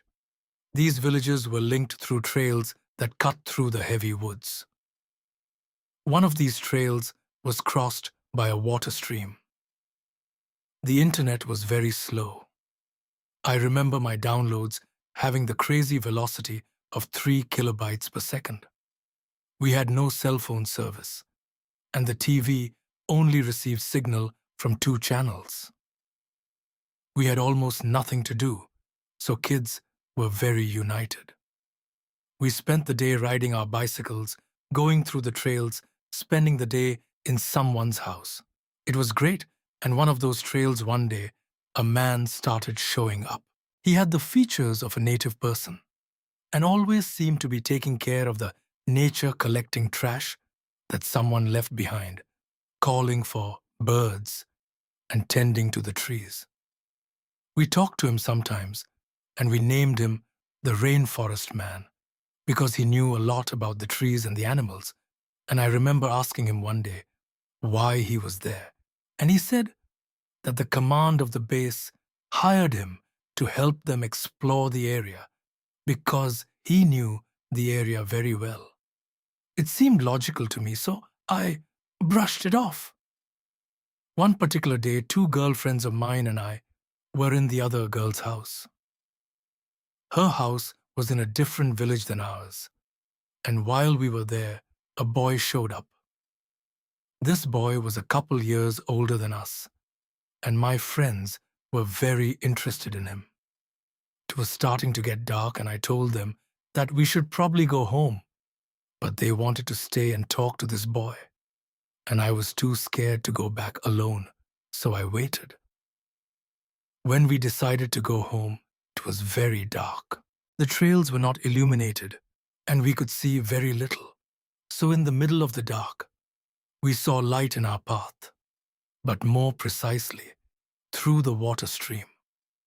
We got scared and decided to hide and see who it was. After a while, we could see that the person holding the flashlight was the rainforest guy. He was furiously looking for something, waving his flashlight around. He probably heard us. The thing is, he was holding a very large knife called a shanda. It is commonly used there to cut big fish. We stayed quiet for a while, but as it was getting even darker, we decided to reveal ourselves. We got into our bikes and went straight to the water stream where he was. And then we needed to cross. But before we arrived, there he saw us. He was right in front of us, with his knife pointed at us. We could not cross the water stream riding our bikes, so we dropped it there and ran for our lives. After we passed him, he turned off his flashlight, and it was absolutely dark. We could see close to nothing. We just ran straight ahead. When I got into the other side of the stream, I fell down and hurt my knees. He probably thought I was still running with the other girls, so I decided to stay there where I was, instead of getting up trying not to make too much noise or reveal my location. He then turned the flashlight on again, and I could see he was stealing one of our bikes. He brought it to the water stream and carried the bike on his back, following the water path into the woods. I remember he walked really close to me, and one of the scariest moments of my life was what he said when he stood nearly 5 feet away from me. "Come out, little swine." After he was considerably far away, I got up and ran straight ahead again. When I finally got to the village, our parents were already running to me since the other girls had already told them what had happened. I never saw the rainforest man again, and it turns out they never hired anyone, as the guy had told me. After this, soldiers started to supervise the trails, and no one ever showed up again, at least while I lived there. It was 2005, only a few short months after Hurricane Katrina devastated much of the southern coast. At the time, I had just turned 15. The beginning of my "I want attention" desperately from any guy willing to give it stage. Looking back on that mentality, some 11 years later, I can only shake my head and wonder how I managed to be lucky enough to live through those teenage years with all the horrible situations I put myself through. My family and I had just moved from an area in New Orleans that was practically wiped out from the storm exactly a month before it initially hit the area. We moved to was about 15 or so minutes away from New Orleans, depending on traffic. It was the first home I ever lived in that had an actual neighborhood with other teenagers my age. Quickly, I befriended the 2 sisters who lived down the street from me, and we became inseparable.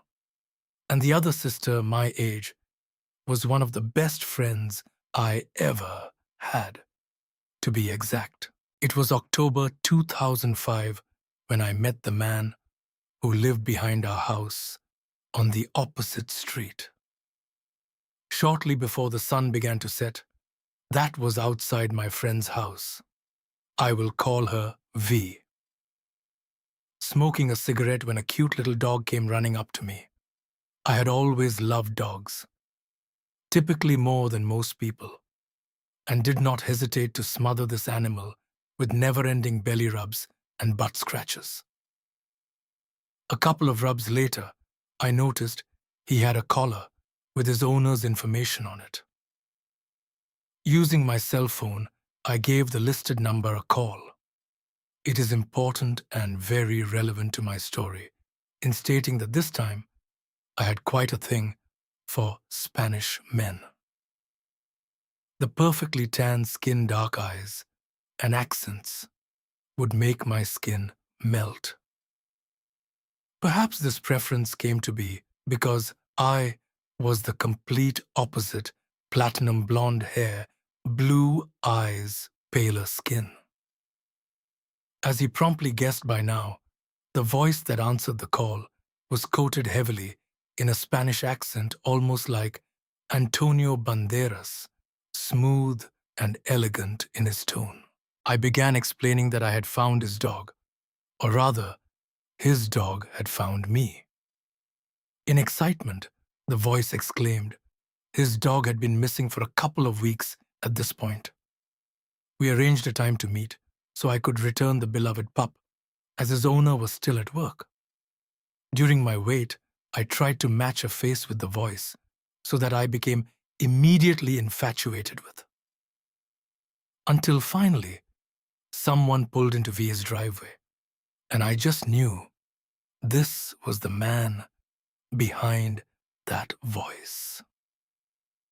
His car, less appealing on the outside, did not bother me much.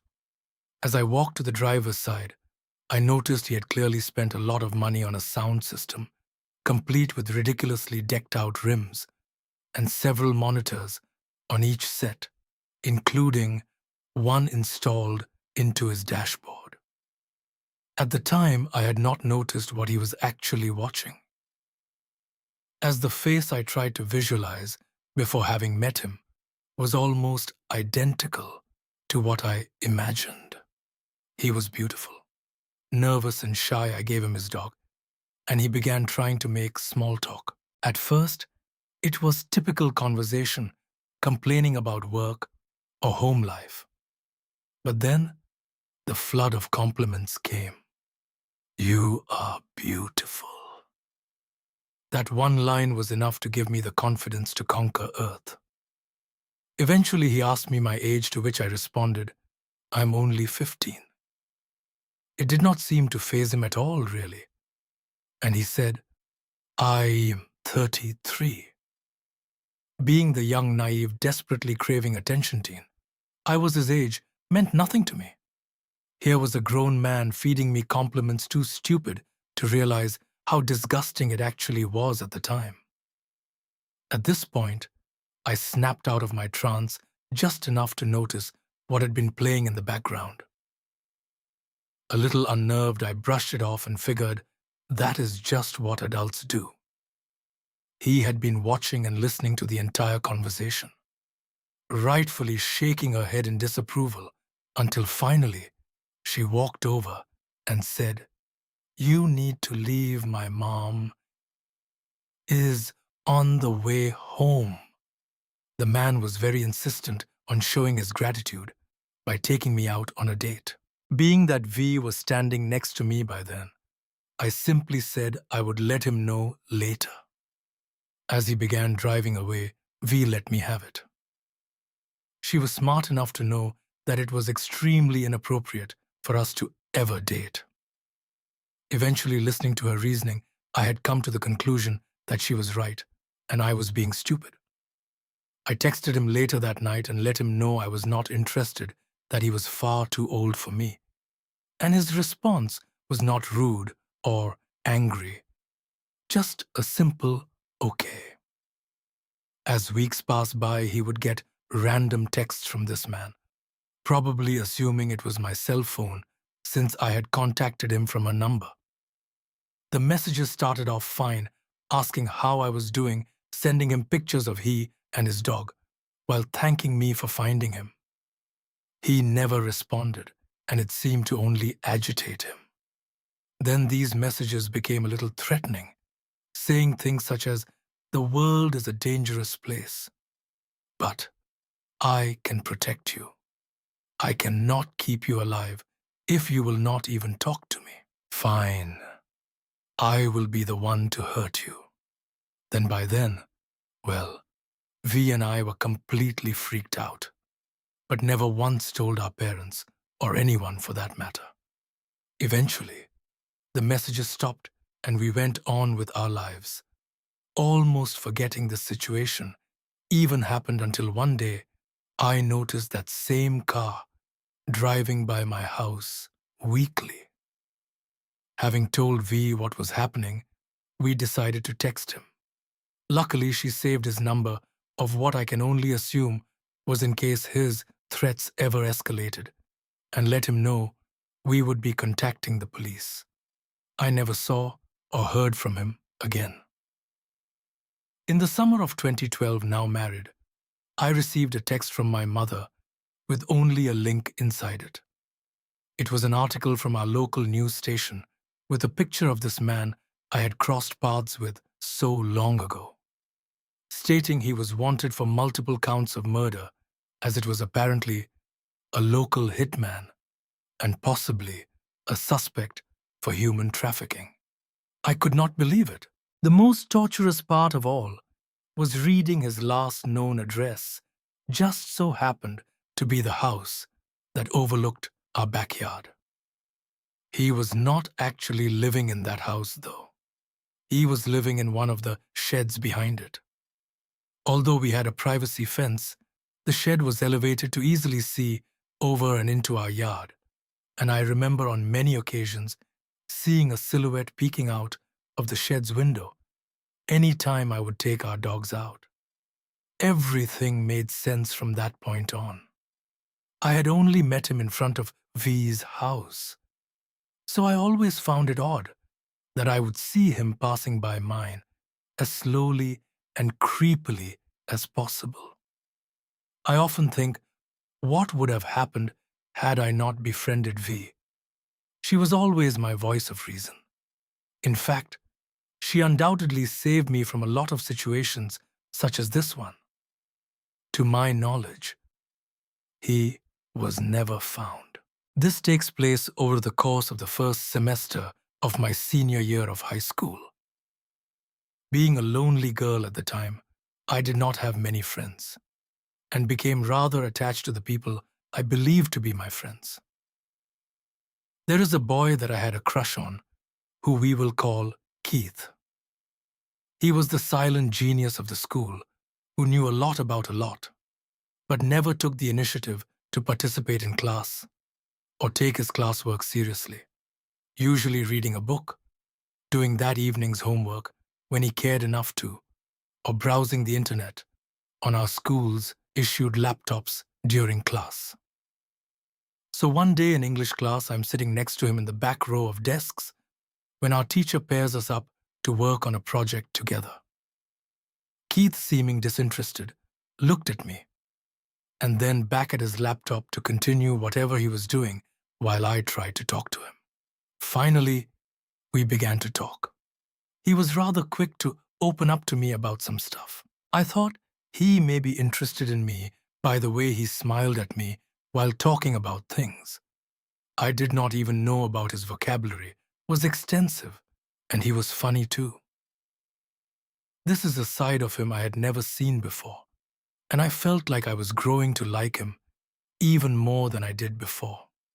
So we began working on a project when the bell rings and we go our separate ways. I did not see him the rest of the day, but I wanted to incredibly bad. I had a crush on this boy. Whenever I saw him in the hallways, I smiled. He even came and sat next to me at lunch one day, and my heart almost leapt out of my mouth. He was outgoing with my friends, and they quickly liked him too. They asked if he was my boyfriend, and despite wishing it was true, I denied it. During my astronomy class one day, I was surprised to see Keith come in, despite him not being part of our class. He told the teacher that he switched classes, and the teacher confirmed it. Awesome, I get to see him more, I thought. He smiled at me and sat down in his seat as the class resumed, during which he exchanged looks and smiles. Everything went fine for about a month. Keith and I had exchanged phone numbers during that period, and we hung out over the weekends usually on a regular basis. I was waiting for him to ask me out, but he never did. I felt disappointed for the longest time.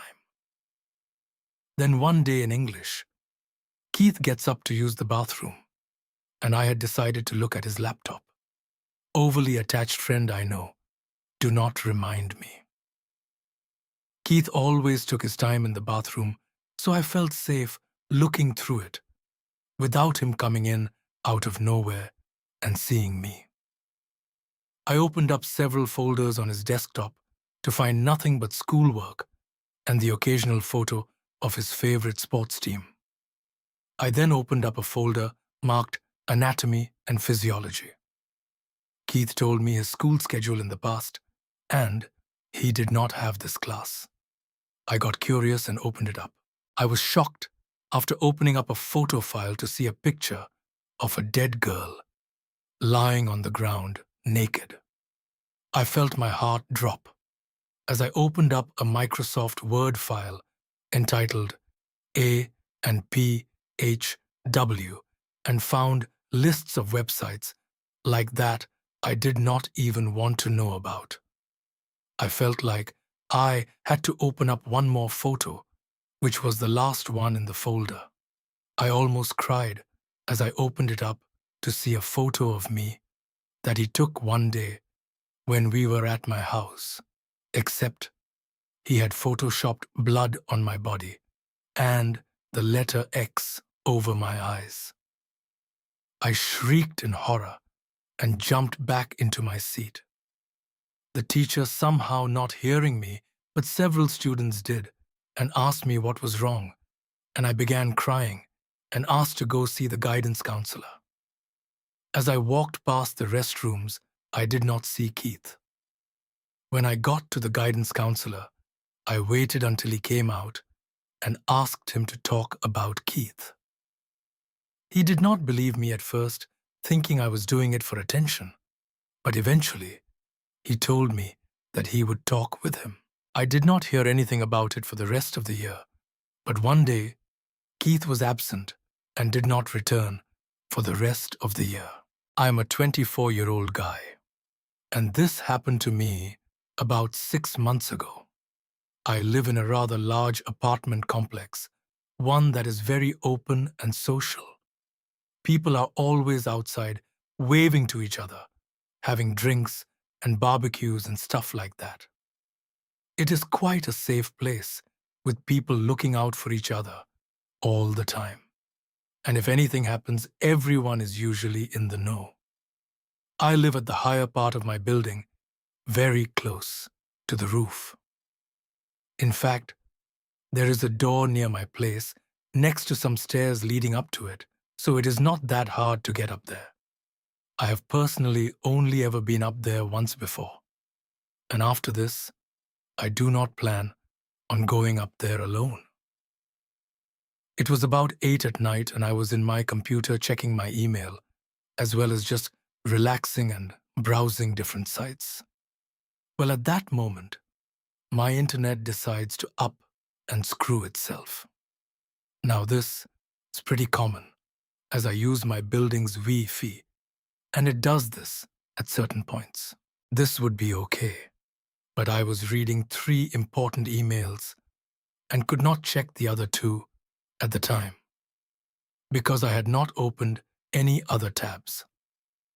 So I decided to head outside, around to another building at a friend's house, who I know they are really nice about letting me use her internet when things like this happen. I'm getting up to leave my place, and I get out into the hallway when I hear a thump up above on the roof. It did not surprise me that much, though. I thought it was probably someone up there drinking or hanging out. Sometimes it happens. So I get to the bottom of the building, and I am leaving, and I hear a loud rattle from the roof. I look up, and I do not see anything. I brush it off as a random person on the roof who dropped something like that. So I continued walking.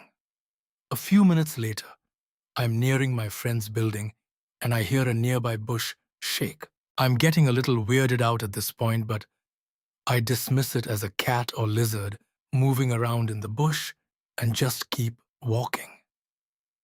I arrive to my friend's place and sat down on the curb near the entrance. I pull up my phone, unlock it, and go to my email and continue where I left off. A few minutes into reading it, I hear another rattle like at my building, only now it is here.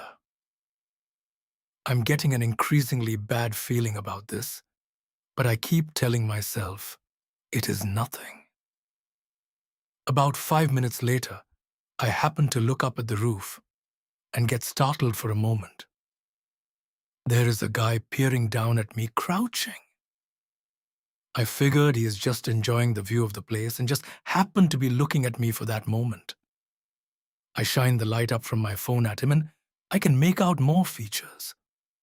He is wearing tattered pants, a black hoodie, and a mask, one of those white masks you buy at a party store, only on.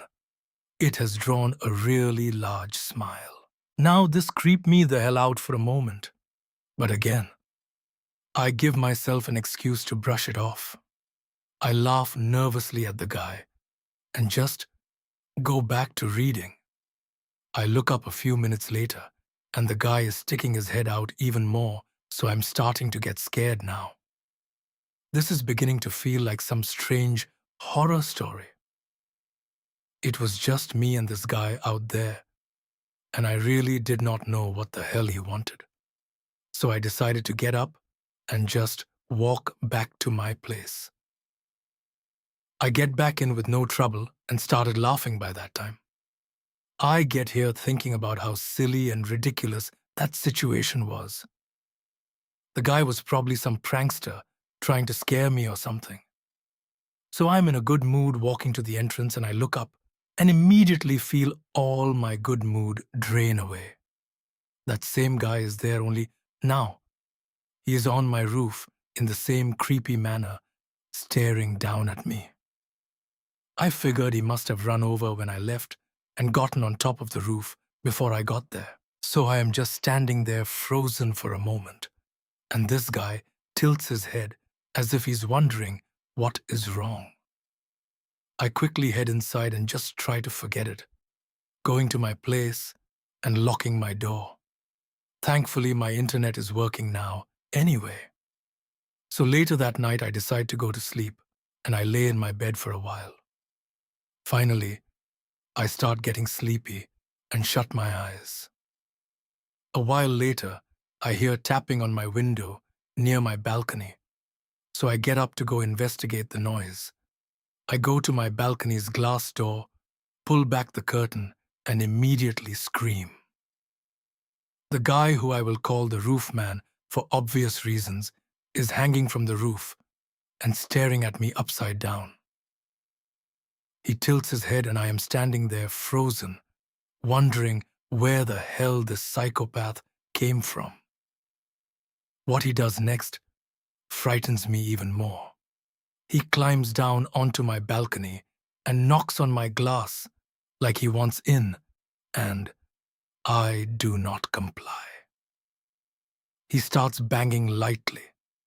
This process escalates until he rams into the glass full force, cracking it.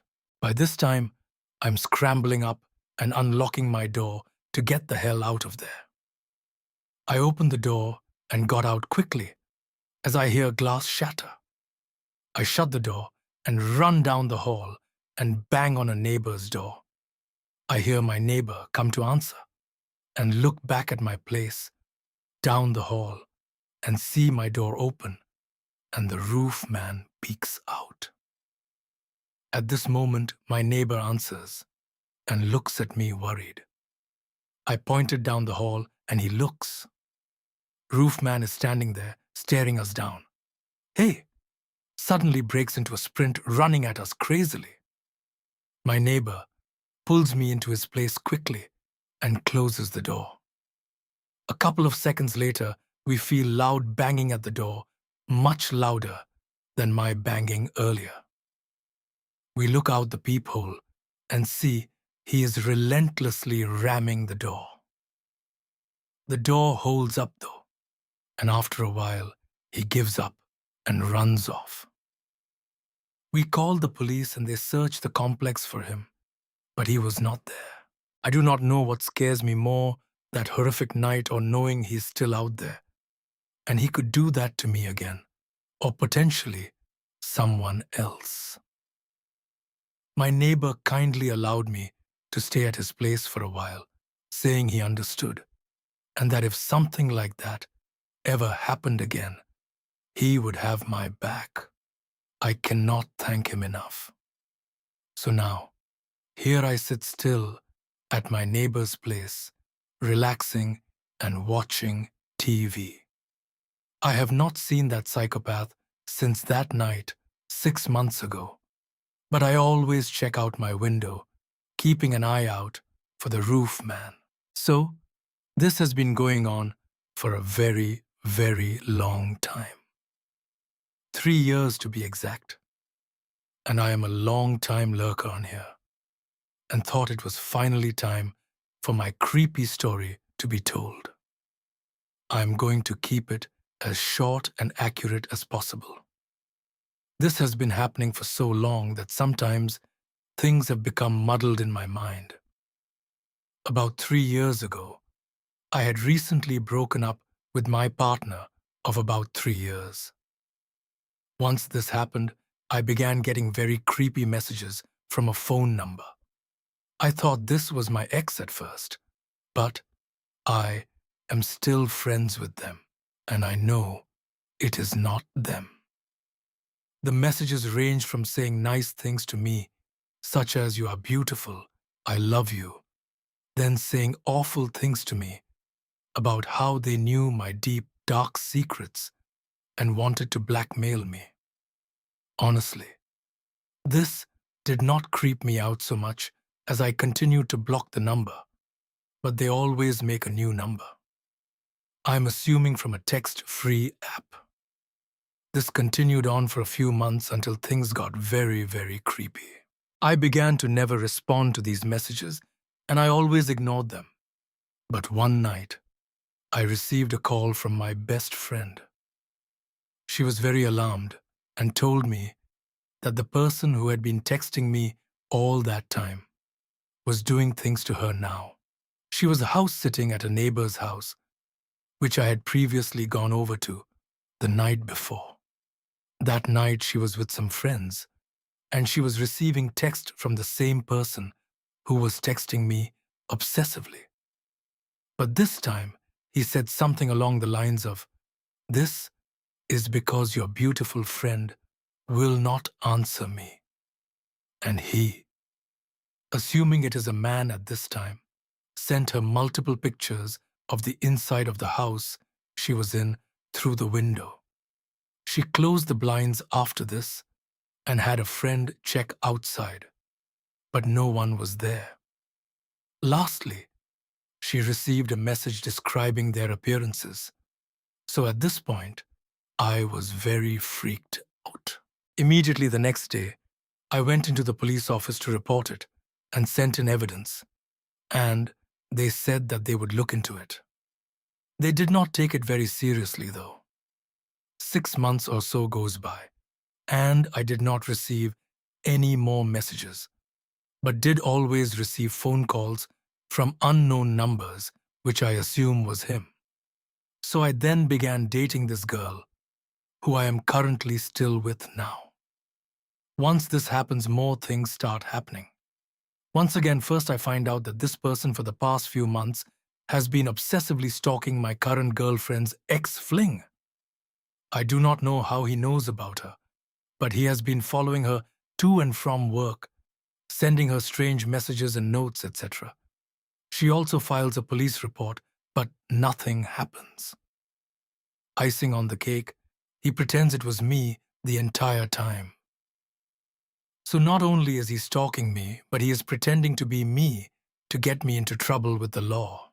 Once he gets tired of his game with this other girl, he comes back to harassing me, and they begin to follow me everywhere, sending my girlfriend text messages of where I last was, such as food places or if I am at school. I continue to report this to the police, but at this point, they cannot do anything. They say, I do not know he hacked my phone or what. But every time I mention to my girlfriend our plan on catching him or taking measures to stay safe, he sends me a message or her a message saying that he has put everything under my information, such as my IP address or email, so that I can never find him and he never will stop. I do not even know if this is possible. The past few months, things have become more intense. First, he has made a fake email account under my girlfriend's name and emails me pretending to be her, asking me to meet up or sending me strange poems about his love for me. He also says about how I can never find him or get rid of him, that he is always watching me. Then on Halloween, I receive a package exactly on that day. It was a strange purple mask. At first, I thought it was an accident. The damn Amazon just sent it to me accidentally. But then, I receive a text from an unknown number saying something like, I hope you enjoy your gift, and then it clicks. It is my stalker. I freaked out. My girlfriend freaks out. We end up calling Amazon to track the package to see who it is, but they cannot find the package anywhere in their database. Things lay low for another month. I go to the gym every day, same time typically. This day it is cold, very gloomy out. I'm leaving the gym, and I look over, and there is this man standing there. I do not have my glasses on, so I can hardly see his facial features, but he is wearing a hood and he seems relatively tall. He makes a strange noise and just waves in slow motion. Sometimes men do really strange things to me like this. I have no idea why, and I am not bragging. I actually hate it, so I do not think much of it, but I am alarmed, and I walk back to my car and get inside. I lock the doors and check behind me, and I always do this. I am a very paranoid person. I see the man get into his car. It is a white car. I think maybe it is just a coincidence, and then I leave. The car leaves as well and follows me directly behind me, but not too close. I am freaking out at this point, but my phone is dead because I used it too much at the gym listening to music. This time, I am not going home though.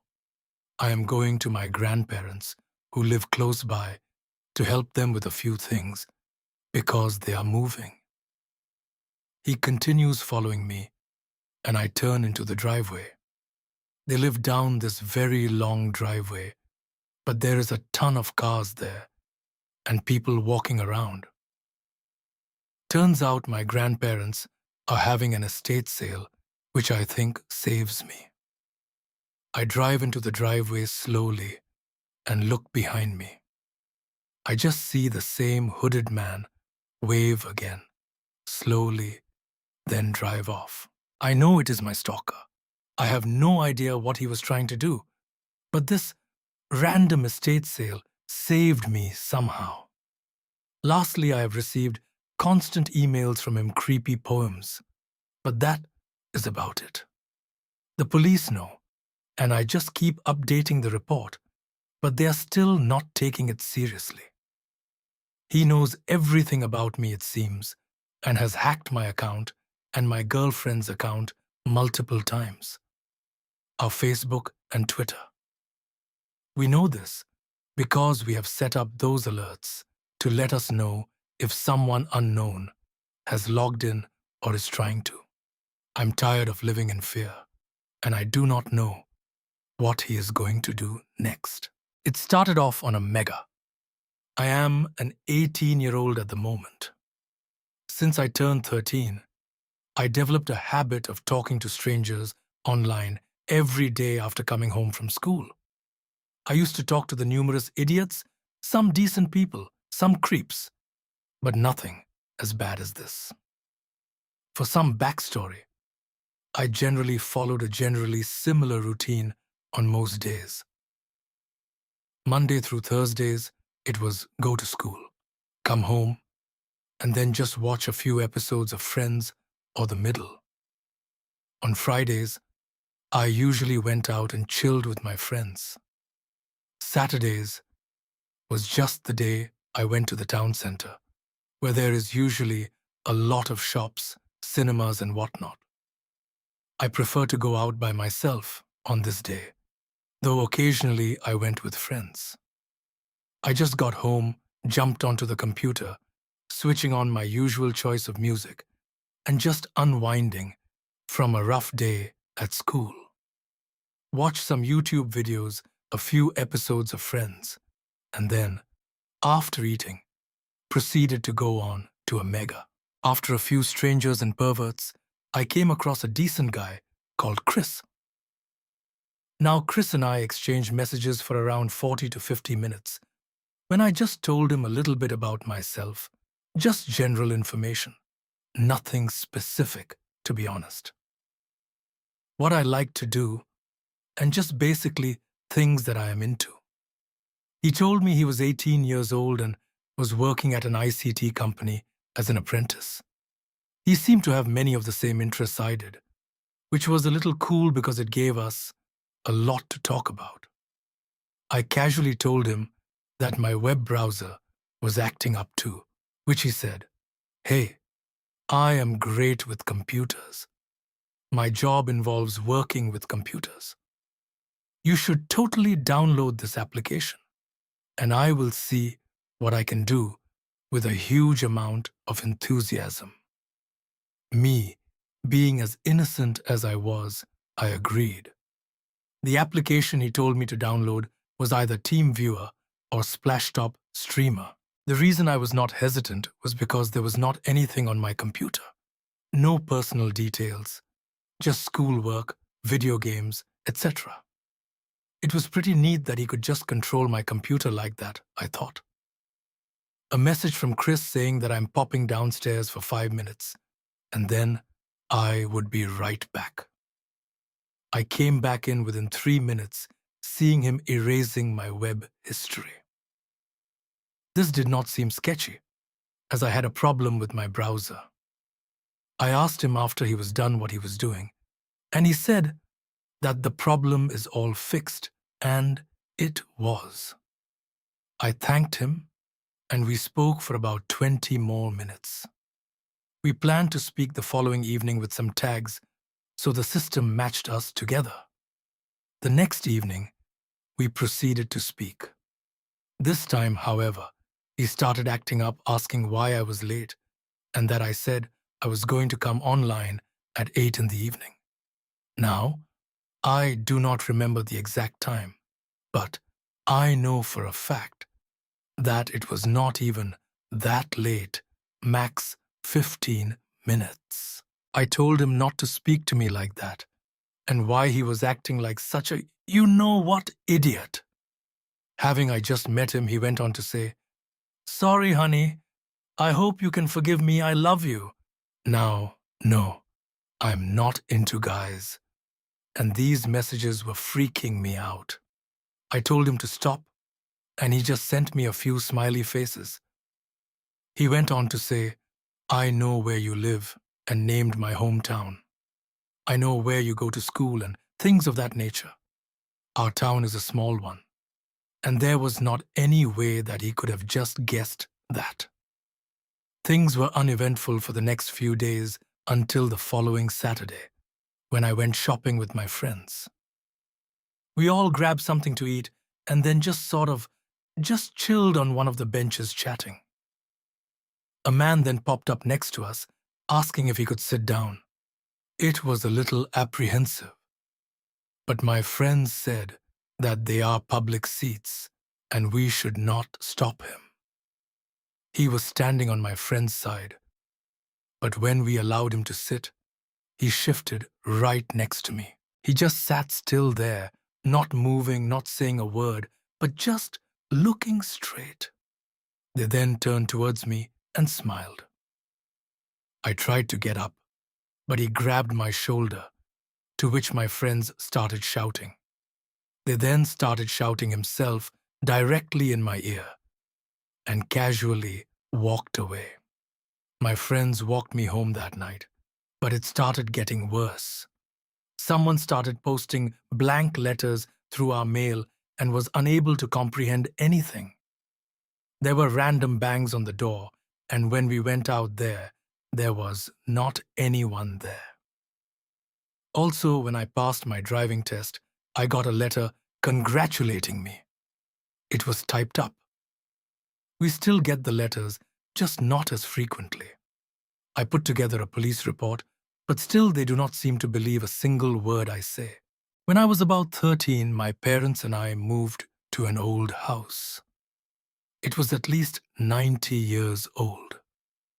It was large, and it was pretty good for the condition that it was in, and I was an only child. I got the second biggest room on the second floor, and that room was huge. Sometimes my parents left me at home by myself for a few hours, whether they were going shopping or on a date. I always asked to stay at home. I did not mind staying at home because I like to think of myself as responsible and trustworthy. It made me feel special. One night around 6 in the evening or so, my parents had to go run some errands, and they were the kind of people who spent long hours out shopping for the best deals, and they used a lot of coupons whenever they could, and I did not want to be involved in all this and that, so I decided not to come. I stayed in my room and watched some TV. Then, at around 8 in the evening, I got hungry and decided to go down and get a snack. Now at this point, the house is very dark, so I grabbed my cell phone and used it as best I can to light up the hallway, since the hallway did not have a light. Now this was before cell phones had built-in flashlights, so I just used all the light my screen could give until I made it to the kitchen. The kitchen light had been left on by my parents. I put my cell phone on the counter. As I was walking to the pantry, I saw a man hunched down in the corner by the back door. He was wearing black and red clothing, and he had long, greasy, unkempt hair. I did not see his face because his head was facing the wall, and he was holding a large knife. He did not notice that I had spotted him. I wanted to scream, but I used my hand to cover my mouth and walked back upstairs, leaving my cell phone down there. I was not walking over to get it. We did not have any phones upstairs, so I walked into my room, locked the door, and hid in my closet. I started crying silently and started thinking of the word he was going to find me and kill me. I just knew it. Then I heard someone coming up the stairs, heavy footsteps. I felt sick, and I had never been so afraid in my life. Then I heard someone open the door to my parents' room, which was 2 rooms away from mine. I then heard police sirens outside, and I heard the door being knocked on. I breathed a sigh of relief. I heard the man running back down the stairs quickly, and he's trying to open up our back door.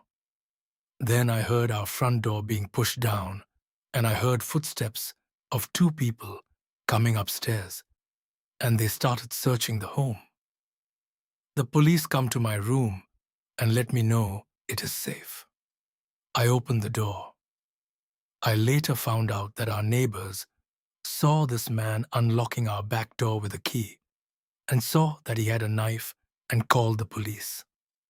My parents arrived a few minutes later, and my mom started hugging me and crying. The man unfortunately escaped. I cried and got no sleep that night. Because the man had a key, we changed the lock, but we eventually moved way out of state. I'm 23 now. I have moved past it, but there are several questions I still have. How did he get a key? Why did he want to come in our house? And what would he have done if the police showed up? And he, later. I am a 25-year-old female, and I have been living with my boyfriend for the last 6 months. This was about 4 years ago. I was online a lot and still am. And then a lot of cool people.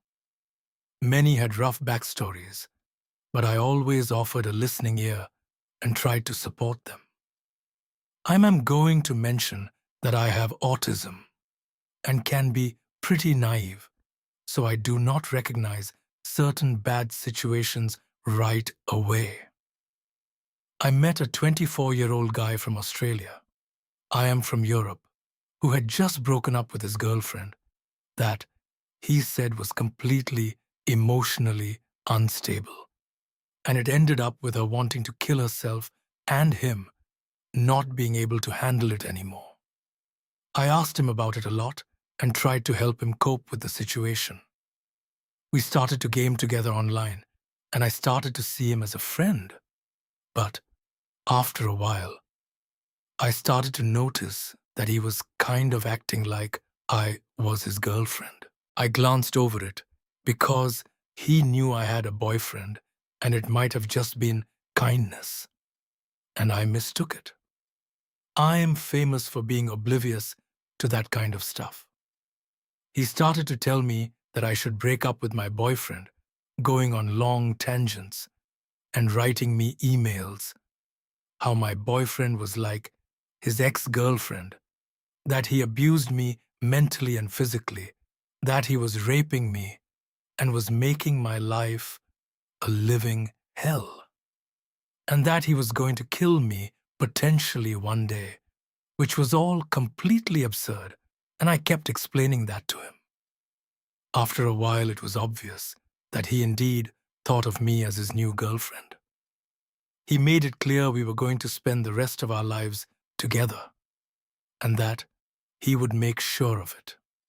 He was convinced that me telling him to stop and leave me alone was all orchestrated by my boyfriend, and I was actually being held hostage.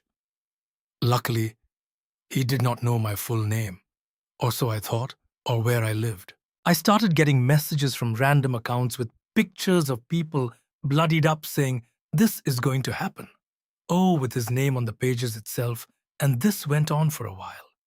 I begged him to stop, but he kept pushing. I blocked him, but he kept making new accounts to get in contact with me. I decided to just delete my account on that site altogether and not go there anymore and hoped it would go away. But then, I suddenly started to get messages on Facebook. I never told him my full name, and even then, I made sure my Facebook is extremely private, with my family nickname, and I only had other family members on there because most of them live far away.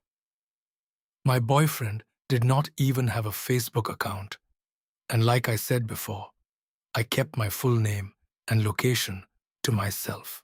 He made about 150 pages in profiles and completely directed to me with pictures of people killing themselves, telling me he was going to kill himself, complete with overlays and banners of "This is your fault."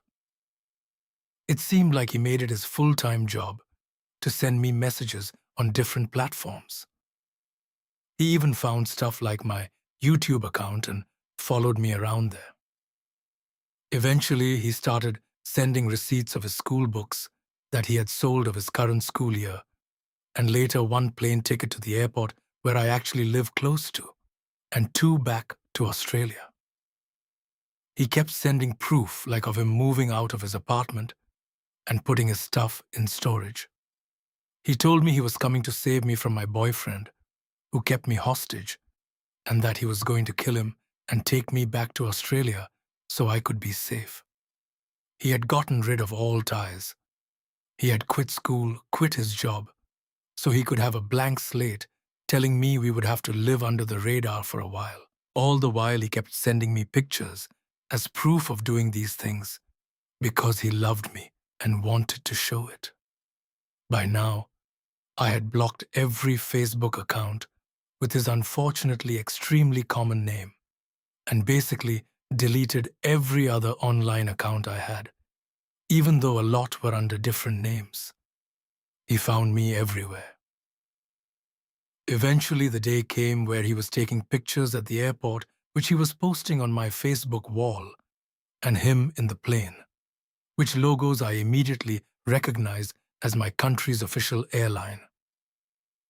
They began talking about the actual house I lived in, which was kind of a strange place to live.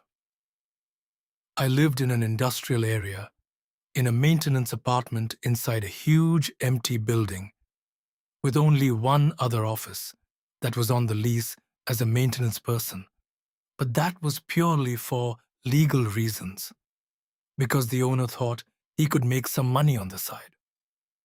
The whole building was open to me, and there were not any people living remotely nearby. They definitely could not have known I lived there.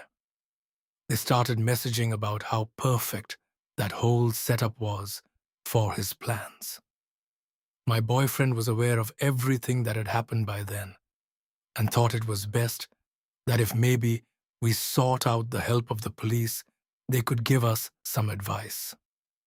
But of course, they could not do anything and suggested that if we were scared, we better just go somewhere else. And we decided to go stay at my parents'. We went back the next day since we both had school and work. We saw police cars in front of the building. The owner informed us that someone had broken in. This person had tried to go into the office next to our apartment, and they had an alarm system that went off and alerted the police.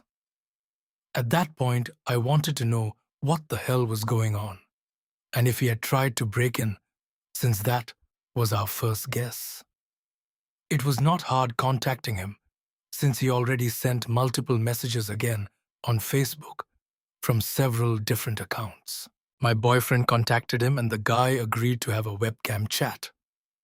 When he turned his cam on, I immediately recognized a hallmark of our city from the window behind him. I silently freaked out, not letting known I was present. My boyfriend then spent more than 7 hours talking to him. The guy was furious and still certain my boyfriend was going to kill me with nothing that could change his mind. After more than 7 hours, with my normally muncom boyfriend getting pretty annoyed at this point because of the most stupid reasoning, the guy copy-pasted whole chat conversations and spun them in crazy ways. The guy was saying he was disgusted and started to throw out profanities towards him about me, basically saying that if I was so adamant on staying with him, I deserved what my boyfriend was going to do to me, and he would not mourn me because I had ruined my own, our kids, and our life together. I only heard from him one more time after that. A short video of him being in the hospital, saying that he had tried to kill himself and was all my fault, and I was going to bring darkness over the earth instead of light, like you promised. He said stuff like that often. Another weird spiritual promises he said I made. I got scared again for a while, but it got silent after that. Even though it was years ago, I am still afraid the guy is not over me and will come after me. But as far as I know, his parents had locked him in a nursing home for the mentally ill. I got this info a year later, when his older brother finally responded to my Facebook messages to him, telling him to please speak to his brother, Because it was not okay. Stupid Facebook spam folder. Needless to say, this man was batshit crazy.